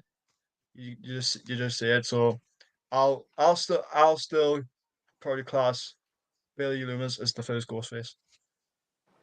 Yeah. Obviously, you said you agree, Scott. Yeah. Anything else that you want to add to this? Not too sure, to be fair. I think most of what Ryan said, I disagree with, to be fair. No worries, mate. What about yourself, Doughboy? Yeah, I've got nothing to add. I do remember wasn't it where they were discovered where they were both together in the hallway of something of the house where they were both seen, and one was they were talking about who was doing this, and it was a tag team between them both. Was that right? Was it like that where they were both in shot? From what I remember rightly, it's when Sydney locks Stu and Randy out of the house because they've both been shot or stabbed. Yeah, because I can picture the house, you see, but for some unknown reason, I keep picturing the house, but the hallway in front of the door with the door locked. There's two doors that bring you into this hallway, which are like open plan buildings, and they're both sort of like they're discussing it, saying, "It's both of you," or something like that. I think the thing you're talking about is when Billy takes down Randy, and then Sydney goes to walk into the kitchen, and Stu comes out and bumps into her, and she says, like, help sort of thing, and then he pulls out the voice changer and reveals that he's working with Billy. Yeah. So I don't really have an awful lot to add other than I thought that was a pretty good part of the film. You know what I mean? I was going, oh wow, yeah, that's an interesting twist. It's not one of it's actually a couple of tag team players. It's not like Scooby-Doo anymore, is it? Like, bloody hell. And it would have got away with it if it weren't for them meddling kids. No, so yes, it was great. Meddling kids. We have MB22 here saying Victor Crowley can be. Will Victor Crowley be on par with Michael Myers in 15 years' time? Oh, I'm not entirely sure because I don't think the Hatchet films have as much recognition as the Halloween franchise. I think for me, the more recognizable horror icon in the future will be Art the Clown. Yeah, I reckon he's going to be big as well. I have an opinion of this anyway, in the fact that those slasher movies of the past, we had a slower time and a digestion time longer, so they stay with us like urban legends, because it's all word of mouth. You go into the cinema and you see a film that's blind, because you don't know anything about it because nobody's reviewed it or anything. Yeah. You went into Blockbusters to watch a video and it was the bloke behind the counter that say, "Oh yeah, you want to watch this? Got some scary moments, scary shit, all this sort of stuff." And the gaps between Friday the 13th 1 and 2 and 3, and when Freddy's coming out, and you got 1 and 2 and 3 and all of this, you're digesting it at such a slow rate.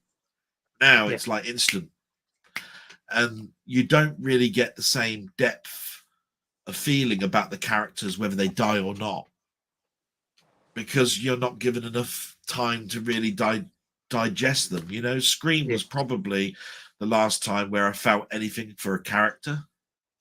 If they died, I'd be most upset in that film series if that person died. It's like, oh shit, I ain't gonna watch it anymore. There you go. Because I don't like any of the others. Name a film or a slasher film that's new that basically makes you want that you'd be upset that a character would die. You just haven't got that depth of that many films, have you? Really? So I have a personal opinion about this particular question, because there'll always be those films, Jason and that you'll go back to and say those were the days. Wow. Yeah. You know what I mean? What about yourself, Ryan?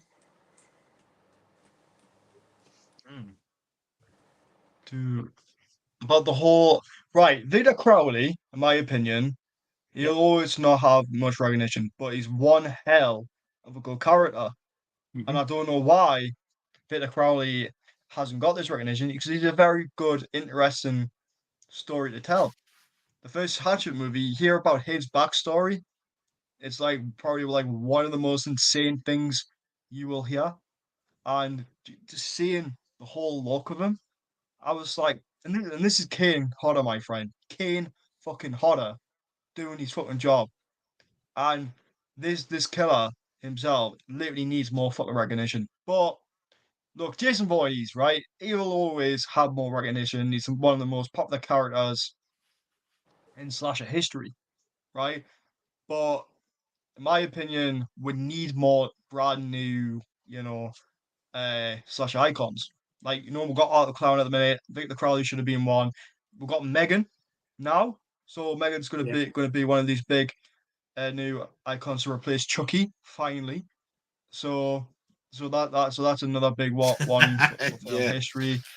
So I'm just hoping for brand new horror characters, horror icons that will bring more to the mix. It's like Sam, the Sackhead boy. He's got a lot of recognition now. Yeah. Tell me something though, Ryan. Do you hope for those characters to become a series of films? I nearly said franchise then. Fucking hell. Just imagine the feedback I got when I said that then, right? Series, right? Do you long for them to be a series of films? Or do you just want to see different types of films that excite you because there's something that's quite new? Because I think it's harder now to bring out a series. I think a little bit because you've got to have a character that you really love, and you're going to want to see that more and more and more of that. And we've seen the likes of Candyman start off and then they just die off. Yeah. People just get fed up. I'm sick of seeing a guy that's just covered in bees or got a hook for an arm, or do you know what I mean? There's nothing exciting. You know what I mean? If you want to see that, just watch Peter Pan. Yeah. Candyman's probably one of the worst horror icons out there. There we go. Look to this Tony Todd, but he played a good role, but it's not like one of the greatest. I'm gonna say quadrilogy because it's a quadrilogy now. But it's not one of the most interesting characters out there. And to be honest, I would like to see new stories. I would like to see a brand new series of films, but I don't want too many. I don't want one too many.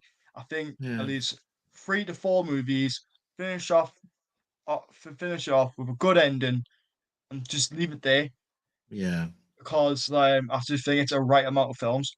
We don't need nearly 30 or 60 and 20 bloody odd movies. But you would like to see a single character come along and have a series of films, but you wouldn't want it to go too long. That's what you're saying, yeah? You'd rather have that than a mix of different films, like 5 totally all different films that really are good and they're all different. You'd rather have one person in a 5-series film that you can get your teeth into because you want to know about that character. Yeah, so that's what you're saying, yeah? Oh, that's great. Yeah. But like I do like brand new stories. I'm really looking yeah. forward to Scott's answer now because it's like, wow, bloody hell. Okay, we'll just move on. I'll just say it later. No, it's really good. No, carry on. I'm just looking forward to Scott's answer now. Now that I've got that cleared up. Hey man. Yeah, I've just like I would like to see newer films, but it's just gobshite. Shut up. You just see Jake laughing in the background, saying, "Oh fucking hell!" To keep going on, he's just laughing. I just want to see I want to see brand new stories. Ryan, fuck off. I'm not answering this. I don't know what you're gonna say. I just want to see brand new stories, and I don't want no fucking arty farty shit. Because obviously, oh yeah, look, it's brand new stories and shit like that. But it's not something I'm interested into, right? It's all like elevated horror, all that kind of stuff. Like I've seen enough of it to tell that I know I'm going to be fucking bored. And to be honest, I think perfect 2 movies. What I'm going to say here is Pearl and X. These are another, I think, brilliant slasher movies. Well, first one's more of a slasher, while the second one's more psychological. But the stories are done so well. But that's all I'm just going to say. I'm going to let Scott say something before I end up taking over the stream. So there you go, Scott. No worries, Ryan. For that. What about yourself, Scott? Well, unfortunately, I'm sad to say I haven't seen any of the Hatchet films, to be fair, so I can't say too much. But I've heard that he's a very good character, to be fair, and I've heard the Hatchet films are actually really good, and they have some really good gory kills in them, to be fair. So yeah, I would like to give him a watch, but I don't see him being as big as Michael Myers, to be honest. Yeah. But what would you like Ryan like to see a character come along that's brand new and have a series of films, you know, like something like 4 or 5 or something to tell a story? Or would you like the next 5 films to be totally all different? Just singular films that don't have a series. Which would be your preference for your collection? I mean, I've looked at you looking at the Dawn of the Dead series, which has a continuing thread, right, of a film, you know, a story. So I would have thought your answer. This is why I was looking forward to your answer. Right. I would have thought that your answer would be, yeah, I'd really actually like to get a character that I can get my teeth into and watch 5 films of, because then I've got it nice on my bookshelf. Do you know what I mean? Rather than 5 individual films that you go, yeah, those are good 5 films. Yeah. You know what I mean? But that's just me. I'm just intrigued to know as a collector, because I know you're a great collector. You know, by the way, the one thing I haven't seen is your bookshelf with your films in it. I bet it's immense. Is it like does it fill a wall or something? Well, I've got one cabinet over here which fills a quarter of the room. I've got a cabinet over here which has loads of films in front of it stacked up on the floor, loads of films on top of it as well, and loads of films inside of it.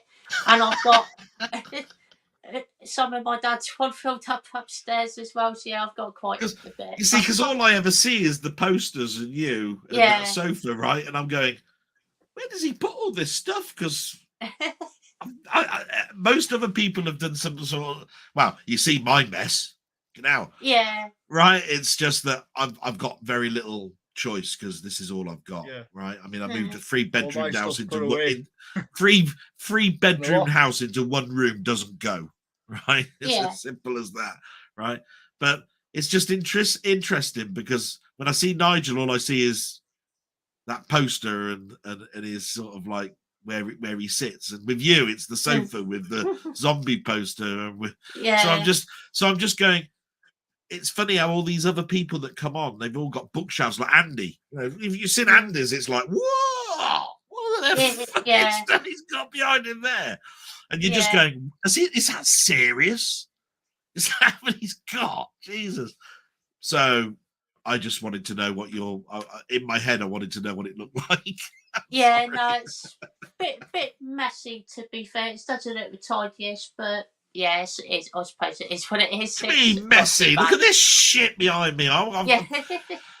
I'm trying to tidy it all up, and I'll tell you what, tomorrow there'll be another 3 flipping films come through the post box that I've got to put somewhere, and I'm going, where? Where am I going to put it now? Del, if you go back and look at some of Scott's older videos, there are a couple of his first videos where he's standing in front of his bookcase. Because I have been going back through Scott's, because I mean, by the way, I watch all your videos, by the way. And I do go back from sort of like not at the beginning and move forward. It's like, oh no, I want to just go back where I first met Scott, and then go back from there. And because I know that if at the very beginning I know what everybody's embarrassed about their first videos. It's like, we were all stuttering, we were all going and and that sort of shit. So I didn't want to see Scott in that light until a bit later on, where I can go, oh, bless him. What is it? I like him now as he is. Back then, weren't we all a bit wet behind the ears? You know what I mean? I remember in my first video when I sat down and filmed it. If you go back and watch it, it sounds like I'm being held captive, because I'm sitting there like this. Yeah, welcome to my channel. People must have been thinking, is this life fucking real? But I think everyone starts off like that. But I'm so sorry I've taken up so much time on this question, because I know that there's probably a load of comments to come through. But it's just I'm so interested. Even though I've been on Scott's stream now a couple of times. I think I still don't really know you very well, Scott. So this is my sort of time for me to go, I need to know a little bit more. I'm going to have to ask him. You know what I mean? I've been dying to say this. I've been dying to ask. Yeah. So no worries at all, mate. No we do have, actually, the next comment is for you, Del Boy. It says, this question is for Del Boy, as I think he may be the only person who has seen this movie. Del Boy, did you ever see a boxing film with Wesley Snipes called The Streets of Gold? Oh, God.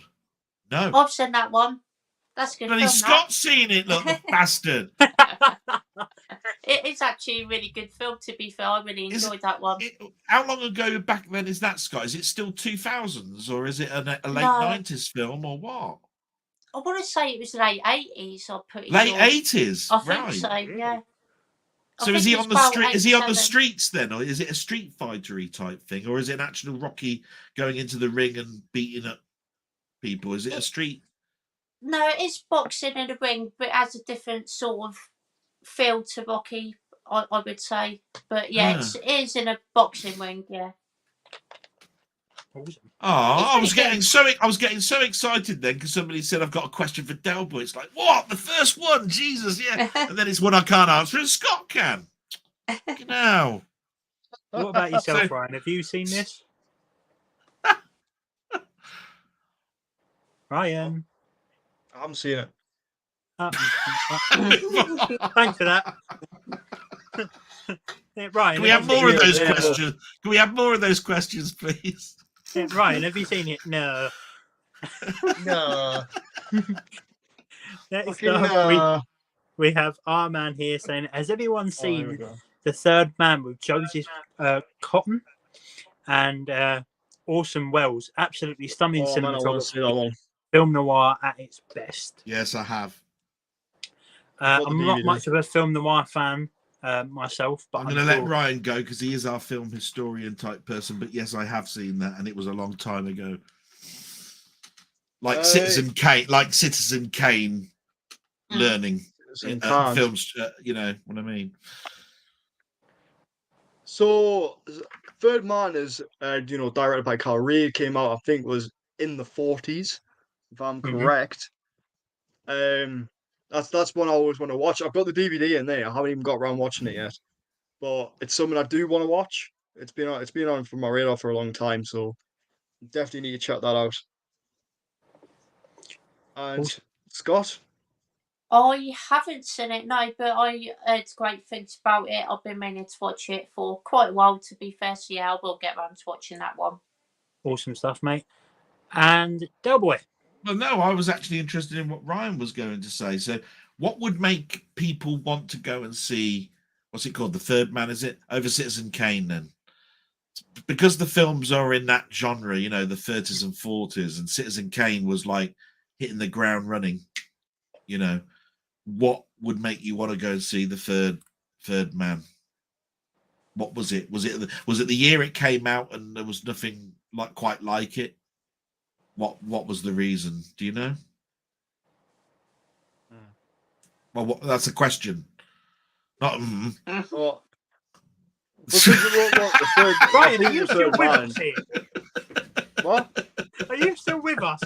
Ryan? Oh, sorry, man. I'm just tired. Oh, bless you. Yeah, The Third Man is like it came out like during wartime. So like you had like movies like Casablanca and stuff like that.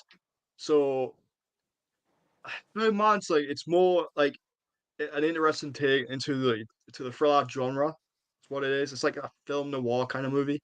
So you will see a lot of different things like towards like detectives and stuff. Somebody will get like framed or something. I haven't seen it, right? Just what I'm just saying. Just giving like my point of view on that. But it is set during wartime around that. Right.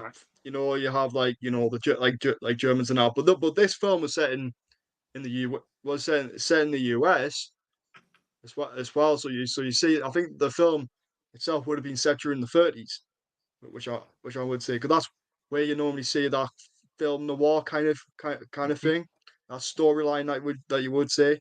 So it would have been set in the 30s, but came out in the 40s. So film noir was that big thing coming out during those 2 decades. So I look forward to seeing it. A lot of stuff, even though I wasn't a big fan of Casablanca. Yeah. Awesome. What about yourself, Scott? No, I haven't seen it either, but yeah, no, I do want to get round to watching it at some point, definitely. Awesome. And Delboy? Yeah. So when it comes to film noir, I've got less knowledge than anything else because during that time I was still probably more into things like the Universal horror monster films or comedies than I was into crime drama. And you're talking about high polished crime drama at that, it's like stately home type things with people with, that are sticking people up with guns, and you're going, well, shoot the bastard anyway. That's what I used to say when I saw them going there, stuck up bastard. He's got more money than anybody else, and there's a bloody depression going on out there. Do you know what I mean? So film noir, I'd like to go back and do a lot more on because it is a huge chunk of cinema and it's not really talked too much about now. Film noir to me in the 80s was things like Pacific Heights. It's that eeriness, it's that one thing, like something going on in a house or whatever it is, the reason I think I think it's The Third Man, isn't it? The Third Man works over Casablanca is Casablanca's more romance, right? Third Man's a bit edgier because it's crime drama, and in the hands of Orson Welles, the cinematography is really quite good. I mean, there's some great angled shots in it, and it's very lit well. Do you know what I mean? When I'm talking about lighting, it's like it's got that eeriness about it. You can see cobwebs, and you're going, wow, they put a bit of detail in this. Do you know what I mean? So, and Casablanca's all about flipping, getting onto planes and having lovely lines and kissing and all that shit. Who gives a bastard?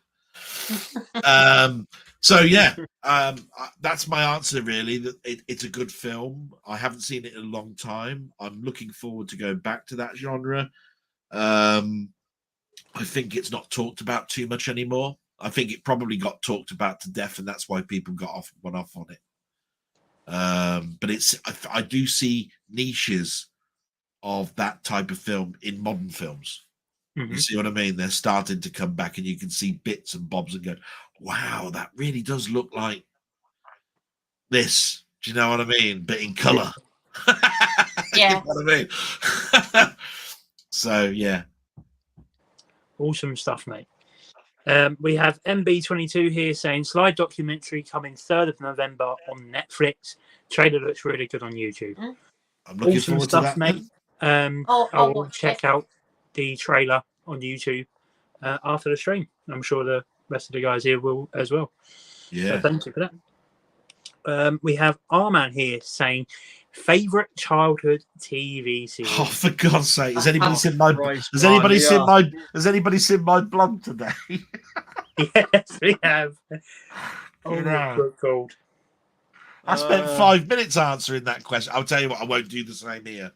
You guys just like cartoons shows. So I think I'm going to eliminate Doctor Who because I'll always say that. But it's another series I always loved.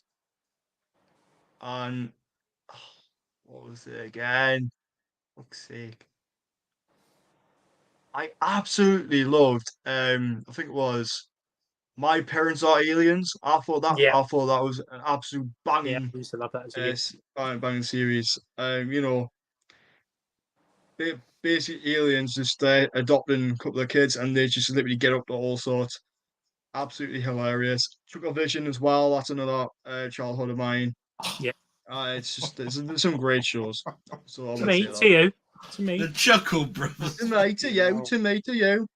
Oh no. Oh dear. What about yourself, Scott? Probably one of the TV sitcoms like Only Fools and Horses or something like that. Rising Damp. Probably one of those. I really loved watching those when I was a kid. Awesome stuff, mate. And Del Boy. Watch my blog. I spent 10 minutes answering that question. All right. To cut it short, my era of childhood TV is different to all you guys because I'm older. Right. What happened in my era, right, 70s and that sort of stuff, was we had, as soon as you got home, kids programs from around about 3:30 all the way up to the news at 5:45. I think it was usually 5:45, and there was a block of stuff that was educational, cartoony, puppets, all sorts of stuff.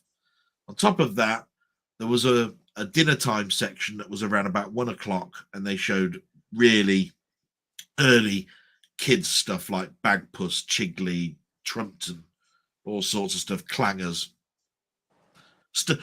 aliens with weird languages that nobody understood other than us kids. You know what I mean? All they did was whistle, and you'd say, "Oh, look, that was a good conversation." You know, what the fuck? He just whistled. Adults didn't understand. But to me, you know, there were big children's stuff that was shown, like Thunderbirds and Captain Scarlet and those sort of things, right? You know, and although they were puppets and everything, it was just I was drawn in by the music and the fact that this guy's indestructible, and I was just drawn in. Do you know what I mean?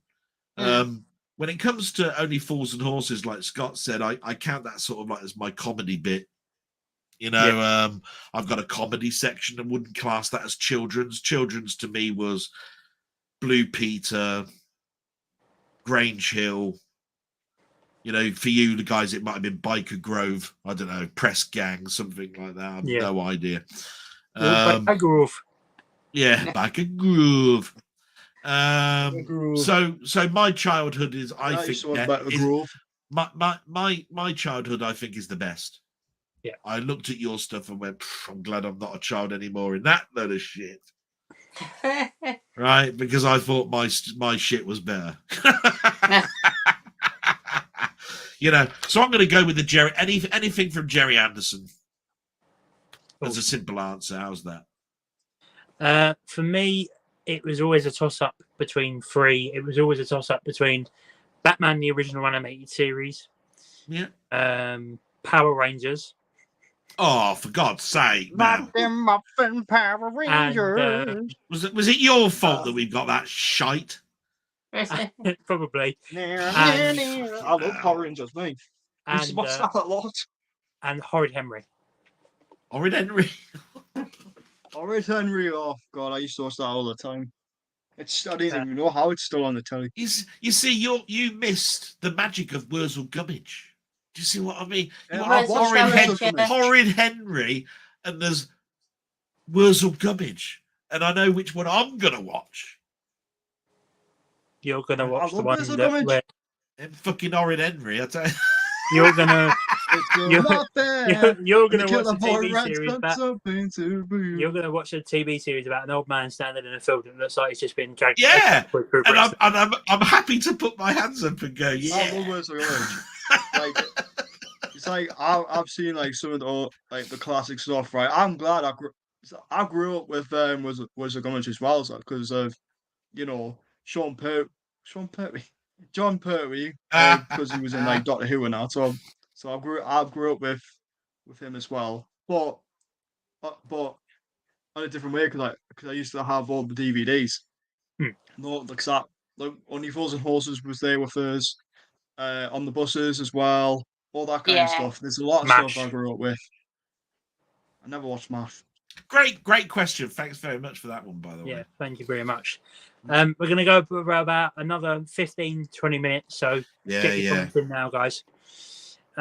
We have a comment here from MB22 saying Rhinestone with Sly Stallone. Oh, that anyone was seen awful. it? Is that a tumbleweed? Probably not one of his most popular films. I personally haven't seen it, so maybe it's one that I do need to check out eventually. What about yourself, Ryan? I haven't seen it, and I don't have any intention of watching it. Why the hell do I want to hear Sly fucking sing? I really want to. Look, we've already seen, Arnie going around saying, "Put out the needles and the trash. They got the back. Come on." Fucking hell. What was that? Needles and the trash. Like he was here. No, it's not, man. It's to take out the paper sand the trash. Where the fuck have I got needles from? What the fuck? Yakety yak is what you're talking about. Yakety yak, yakety yak. Oh shit, I didn't do it right. Damn, yakety yak. Don't come back. You're still not doing it right. Next. Oh, fuck you. What about yourself, Scott?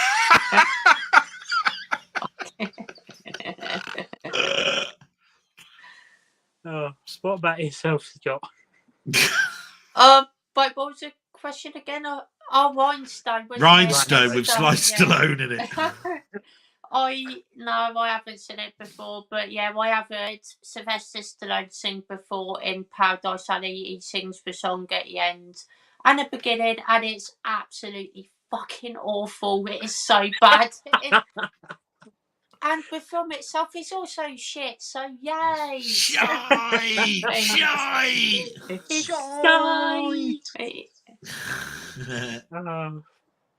What about yourself, though, boy? Oh, bloody awful. I sort of like put it akin to Burt Reynolds and Dolly Parton in that Best Whorehouse in Texas. It's that sort of film. If you ever seen that film, fucking awful. It's like, not in it. No, I'm not interested in Ryan's. I watched it once and went, that was enough. No. Like how you just said my name there. No. Yeah. No worries. That's all. So really, just moving on really on that one, because it's just like awful. Moving on. It's one of those ones that I'd recommend for people just to watch as a curiosity, because it's like nothing like Stallone's ever done sort of like before. But at the end of the day, if you can avoid it, do. So it's a bit like you're not going to miss anything. No. Sorry, drop something. No, it's all over the floor. No, it's dropping straight on the floor. There's the cloth. Shit. We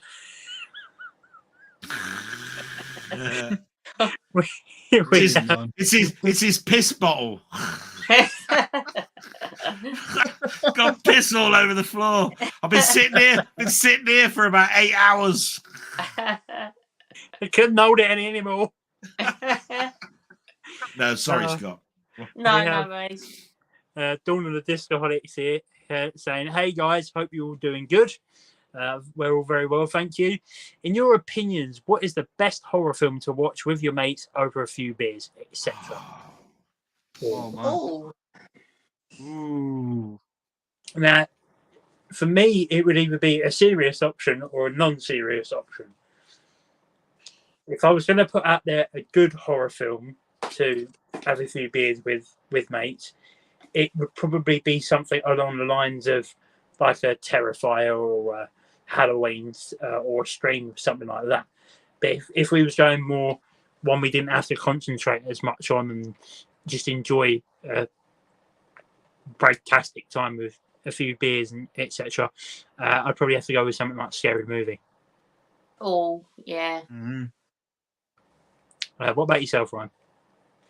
Ooh, good question. I think for me, it's definitely gotta be, either The Thing or The Fog.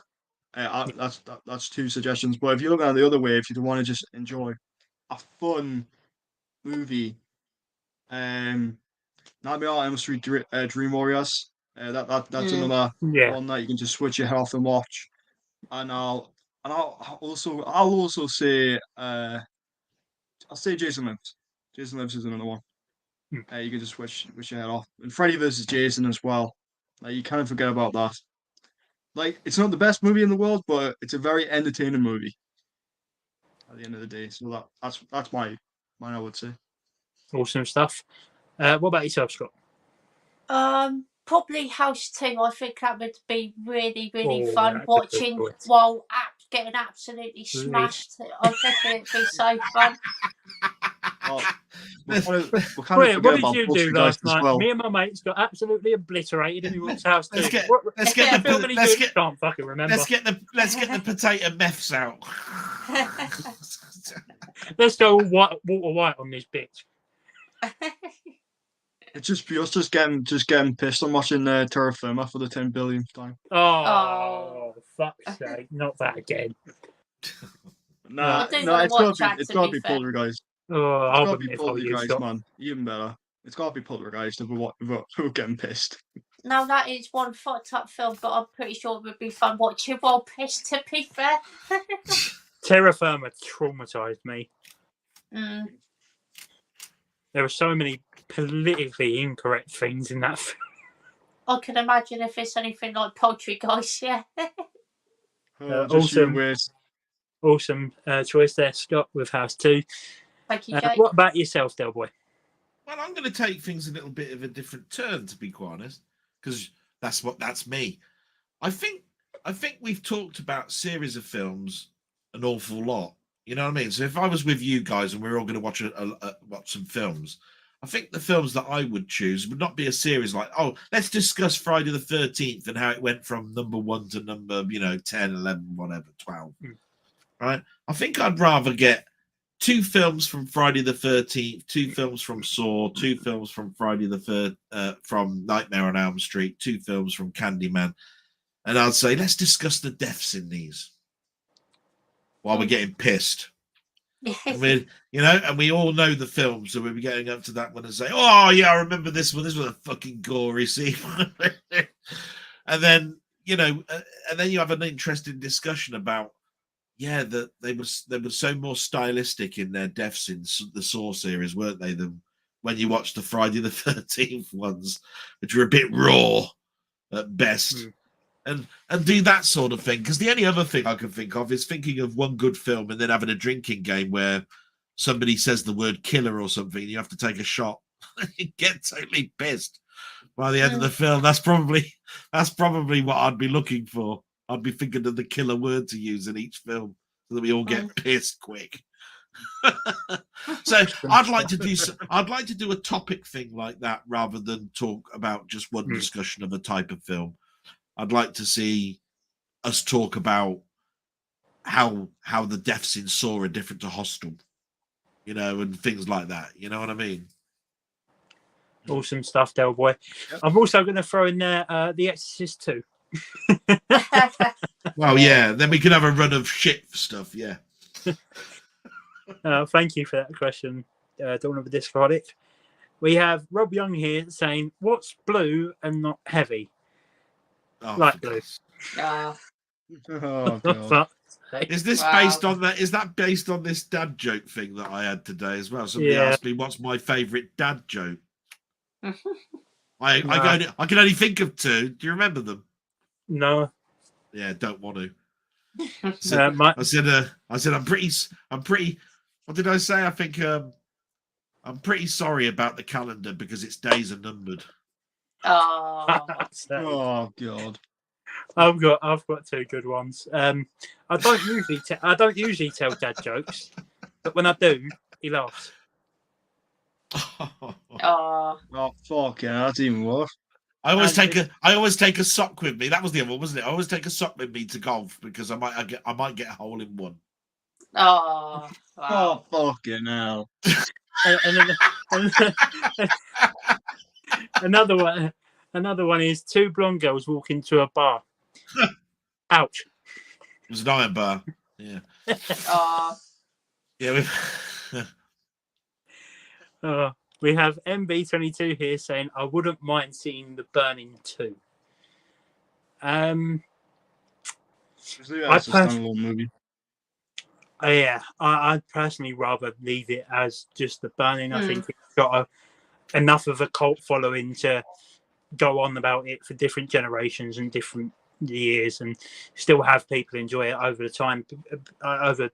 Because I think if you make a sequel to something like The Burning, it just sort of makes the first one sort of stale because you're constantly having in the back of your head, well, this one isn't nowhere near as good as the original, so I'm just going to go back and watch that, and makes a sequel completely pointless in making. But I do see where you're coming from there, but I personally wouldn't like to see a sequel to The Burning. What about yourself, Scott? Yeah, I think it was sort of left open for a sequel a little bit, to be fair, with the first movie. But to be honest, I think the time's passed now to make a sequel, to be honest. I think the right time to have done a sequel would have been back in the 80s, not too long after the first one. But I don't think it done too well, to be honest, with first Burning film. I think it would have made a lot more, obviously, but it came out just after Friday 13th as well, so obviously that was a bit bigger, so it didn't do as good as that, unfortunately. But if it had done, I would have loved to have seen a sequel to part 2, but part 1, sorry. But yeah, I think it is a bit too late now, unfortunately. Yeah, no worries, mate. What about yourself, Ryan? Haven't seen it, so but it doesn't need a sequel. It's a standalone movie, and plus it was written by Harvey Weinstein. Like, what you gonna expect? So yeah, we don't need a sequel. What about yourself, though, boy? No, I got nothing to add. It's the same as Scott, same as Ryan. So move on really on that one because it's been said. We've all said it all, I think. Yeah. I mean, if they made a TV miniseries for like Amazon Prime or something, where they took it in a bit of a different direction, maybe that would be good if they sort of tied up the loose ends of where the film left off. I think that would probably be something to do. But in terms of a sequel, no. We have Jim Jam Movies and TV here. Hello, mate. He says, "Evening, guys. Evening, mate. Great to see you here. Evening. Thank you for joining." We have Arman here saying Casablanca is a classic. I personally haven't seen it, and I know a couple of guys in here have seen it. And I gave it a bad rep just now. I shouldn't do. All I was saying is that film noir to me includes Casablanca, but that's more a romantic film, noir film, and so I have less. It offers me less appeal, even though Casablanca is a classic. You know, it's highly regarded and should be there. That's all. Take it like this: Armand 27, right at the end, which could be the last question you got, has got a much better comment that I'd have a lot more else to say on. And I think Scott would as well, because that really is my era. Awesome. So are we moving on this one, or does anyone? Yeah, I mean, it's just, all it is about Casablanca. I think it's a classic. Do you think it's a classic, Scott? I do, yeah, I really there you go. It. It's really good, yeah. Ryan, classic, not a classic?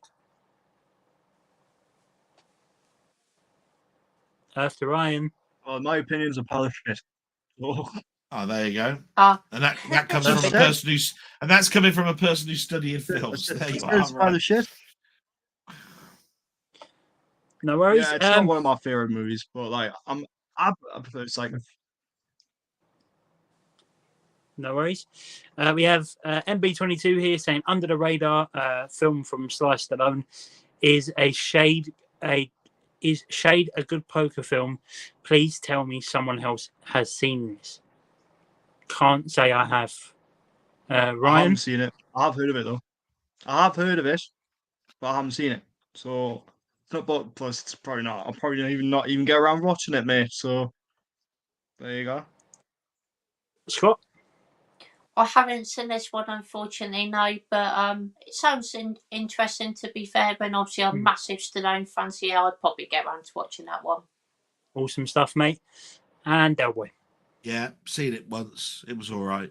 But when it comes to poker films, there are poker films that are set in Las Vegas. There are poker films that are set in the West. There are, you know what I mean. It depends on what you're into. It's an okayish film, but there's a lot of poker films out there, and there's ones with a lot more class, should I say? I think Casino is at the pinnacle of that. But I wouldn't class Casino as a poker film. It's what I'm saying is there are films about poker, you know, like high stakes games and all of that sort of stuff. That Casino is just based in Las Vegas, you know what I mean? Yeah. And you can't help but see poker being played. But Sly Stallone's Shade is a poker film where you see poker's hands being played. You could talk about Maverick. That's a poker film. The Gambler. That's a poker film. Those are what I'm talking about as classic sort of poker films, and Shade is not those. What about you know? What about Croupier with Clive Owen? I don't think I've seen it. I know I've seen a lot of Clive Owen films. Yeah, I know it's on Arrow. I think they've done a 4K release of it. They did, yeah. I mentioned one great film, but I can't remember. It starred. His surname's Macy. William H. Macy. William H. Macy. He's got bad luck about him when he goes gambling. That's all I can remember about it, and I just remember it being a fantastic. I know film. what film you're talking about as well, because it was released on. It's an incredibly good film, but it's underrated. It's not really mentioned an awful lot. And I can never remember the title. That's the trouble. I know exactly what one you're talking about, and yeah, it is a great film. I just can't think of the name of it. We have MP22 here saying, picked up a pretty decent DVD from my local charity shop yesterday. It's a Lou Diamond Phillips in a shark movie called Red Water. Was worth the 10p that I paid for it. Awesome. Oh yeah, 10 pence, bloody hell.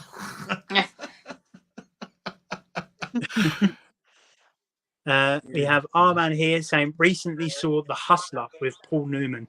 Great film, highly recommend it. That's the one I mentioned where I said, look, if you were to have that as the last question, that's a bloody good topic, because The Hustler to me, I mean, I mentioned it, I think in one of Scott's streams, I said that was one of the films I'd seen this week. Absolutely fantastic film, The Hustler. Awesome. What a film. Is it The Cooler? Yes, that's it. The Cooler with William H. That's the one I was thinking of. It is one of my favourite gambling films, and one of my favourite films of his is The Cooler. Really is a good film. Ryan, have you seen The Hustler with Paul Newman? I've heard of it, but I wanted to see it, but I haven't seen it though. It is on the radar because I do like Paul Newman. So Do get to see that film, matey, because I think you'll love it. I mean, it really is up there. Awesome stuff, Ryan. And lastly, what about yourself, Scott? Yeah, I also watched this film fairly recently. To be fair, I think I watched it summer this year, I think. And yeah, I really enjoyed it. Thought it was really good. Paul Newman is absolutely amazing in it. It's got a really good story as well. It's not one of my favourite films of all time, but I did really enjoy it. Still thought it was a really good time. Awesome stuff, mate. It's just he plays a character called he plays against a character called Fats. Yeah. And that character is great because they play Paul endlessly for hours. And you can just see, you don't have to watch it for hours to know that they've been playing for hours. You know, the sweat's coming off of him. They're tired. It all relies on the high stakes. You know how the characters got there to get the money to actually play in this game. That's what's riveting to me. It's just so watchable. Color and Money is great, don't get me wrong. It's just Hustler to me is like, try and beat that, you know. And Color and Money tried to, and I just think it just missed the mark. Just because it's in color and newer doesn't make it better. Yeah. You know. We have MB22 here saying Ice Cream Man with Clint Howard is a good horror film to watch with mates and a few beers, tried and tested. Right. Yeah. I believe we spoke about this in last week's stream when Ice Cream Man, yeah. I've still seen that. What do you think, Ryan? It's an interesting movie. I saw this is another one I discovered when I was a kid as well. Basically, it's like creepy ass ice cream man let me go around killing kids. Oh, so it's a family film. Yeah, I would say it's a family movie. It's fun to watch for the family. Get your kids some some ice cream, some ice cream, and they are going to absolutely shit their pants. And what's going to happen to them? Yeah, we'll do a double bill with Toy Story. What about yourself, Scott? Have you seen the Ice Cream Man? I haven't. No, I have heard of it though. It sounds interesting, to be fair. So, yeah, well, I'll probably give it a go at some point. To be fair, but I've heard a few people talk about that one. Awesome stuff, mate. And Del Boy. Forgotten the question. Sorry, what was it? The Ice Cream Man with Clint Howard. Remember, I don't know too much about horror. That's why I went, oh no, I don't know too much about that. So that'll be a pass from me because I'm sorry, guys. I just don't know too much about that. No worries at all, matey. We have our man here saying favourite Mission Impossible film. Mine's got to be the original. This is probably going to annoy quite a few people, but I myself am not a massive fan of the Mission Impossible films. Truth be told, I've only seen the first two, and wasn't much of a fan. That's fair enough. What about yourself, Ryan? Favorite has got to be I'm going to say Rogue Nation. I think Rogue Nation is a very fun Mission Impossible movie. Like everyone says, Mission Impossible Fallout's the best Mission Impossible of them all, which they are. But I just have more enjoyment out of Rogue Nation because it takes it into an interesting take towards it because you see the IMF going on the run while also it's like trying to take down one of the biggest terrorists of all time in the movie. So it's a really interesting one. I've got a lot of stuff I can say about it. But so yeah, Mission Impossible Rogue Nation. Awesome stuff, mate. What about yourself, Scott? I'm probably going to go Mission Impossible Fallout. To be fair, I think that's a really, really great action film from last decade. Just got some incredible stunts, and I just thought it was a really entertaining time. Did really like that one. Awesome stuff, mate. And what about yourself, Del Boy? Difficult one. I I'm a person who watched the TV series. You know, I mean, I was the one who watched Barbara Bain and Leonard Nimoy and all of those characters play what you see in the films. Was it Brian De Palma that did the first one and John Woo did the second one, and it's got different directors? I think so, yeah. J.J. Abrams. I think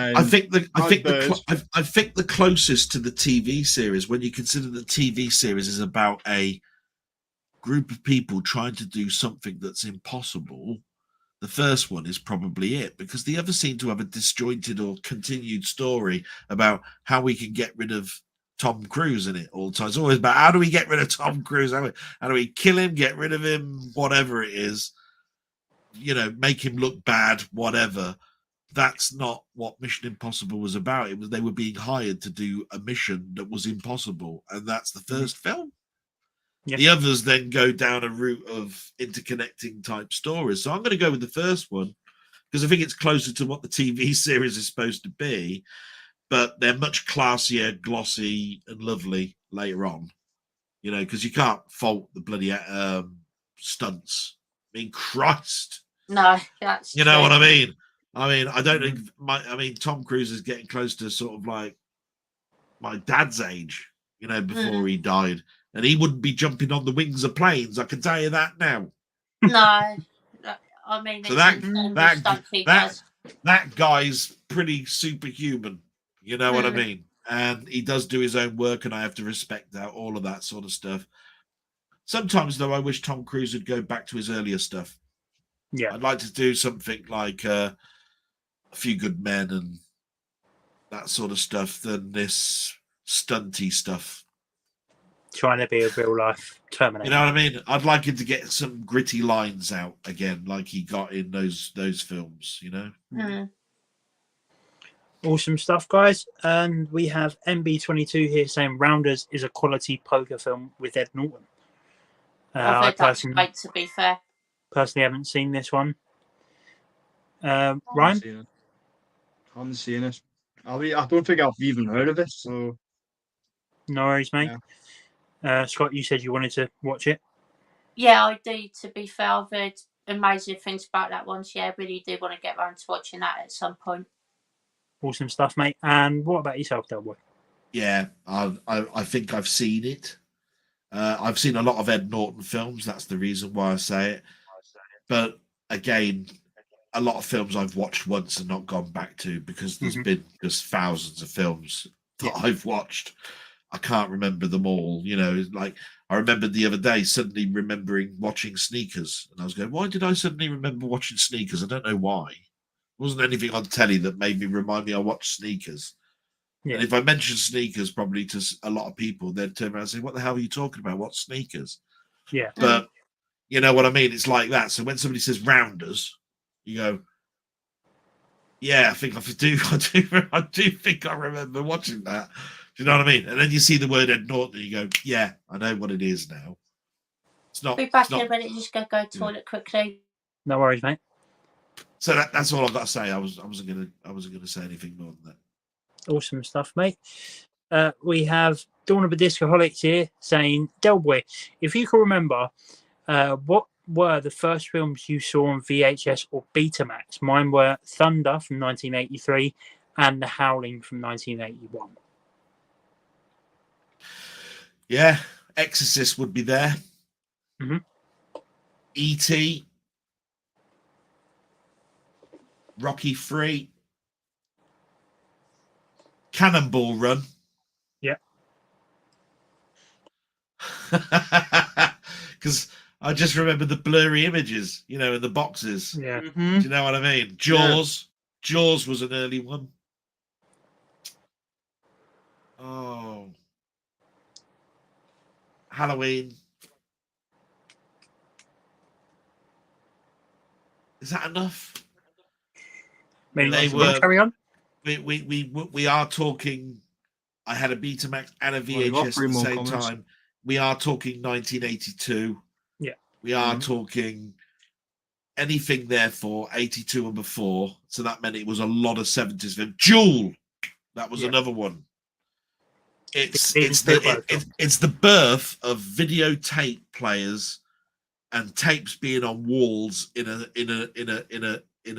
shop that's been closed for years that they just reopened on a hope that somebody will come in and be a membership and watch films. This is before Blockbusters and all of this. And you just went in there and you went, yeah, I want to watch Cannonball Run tonight. You know what I mean? Really, really early days. Loved it. Loved it. Awesome stuff. And the last 2 comments of the night is MB22 saying, Del Boy, if I wanted to send you some subscriber mail, how would I get a hold of you? Ooh. I'm on Facebook. I'm in Mondor Chat. If there's a channel that Nigel that is open to anybody that's interested in our little group and chats and so forth, that would get you a communication channel to me. But that's really nice of you. I've never had any subscriber mail, believe it or not, and I've been around for 2 years, and it would be really appreciated. But take it like this: I've got thousands of films and people don't know what I've got. So I'd hate to disappoint you and say I've got that if you were sending something like that. But please subscribe to me, my channel, watch a few blogs, see whether you like some of the things I watch and do and look at. And I'm sure there's a communication stream that can be sorted. Thank you so much, MB22. That's brilliant. Thank you. And the last comment of the night is from MB22 saying Rounders is Ed Norton, Matt Damon, and John Malkovich. That's a great cast. I love that great cast. I might put it because I absolutely despise Matt Damon. That's fair enough. Yeah, it's just that some people would say, look at those 3 names and go, oh, John Malkovich is a bit weird. Yeah, that's all you ever usually get when you see 3 names listed like that. They'd bounce past Matt Dillon. You know what I mean? They just go, John Malkovich would be the one saying he's batshit crazy, like Christopher Walken or something. You know, their names sort of stand out. Yeah. You know. But anyway, guys, that will do it for another episode of Slasher Sunday. Thank you all for joining and all of your amazing questions. We really do appreciate it. And thank you to my wonderful, beautiful bastards of guests for joining me tonight. I really do appreciate it. Thank you for having us on, Jake. Really enjoyed it. No worries. Thank you very much, mate. Absolutely. No worries. Their links will be in the description at the end of the stream, so please make sure you do check them out. They do absolutely amazing things, and all 3 are wonderful people. I will see you guys next Sunday. I will try to get a few more guests on, and I hope you enjoy that one. There will be a new video out tomorrow, or maybe 2, who knows. And I will see you guys tomorrow. Thank you very much. Have a good night. Bye, guys. Bye. Thank you. Bye-bye. Bye-bye.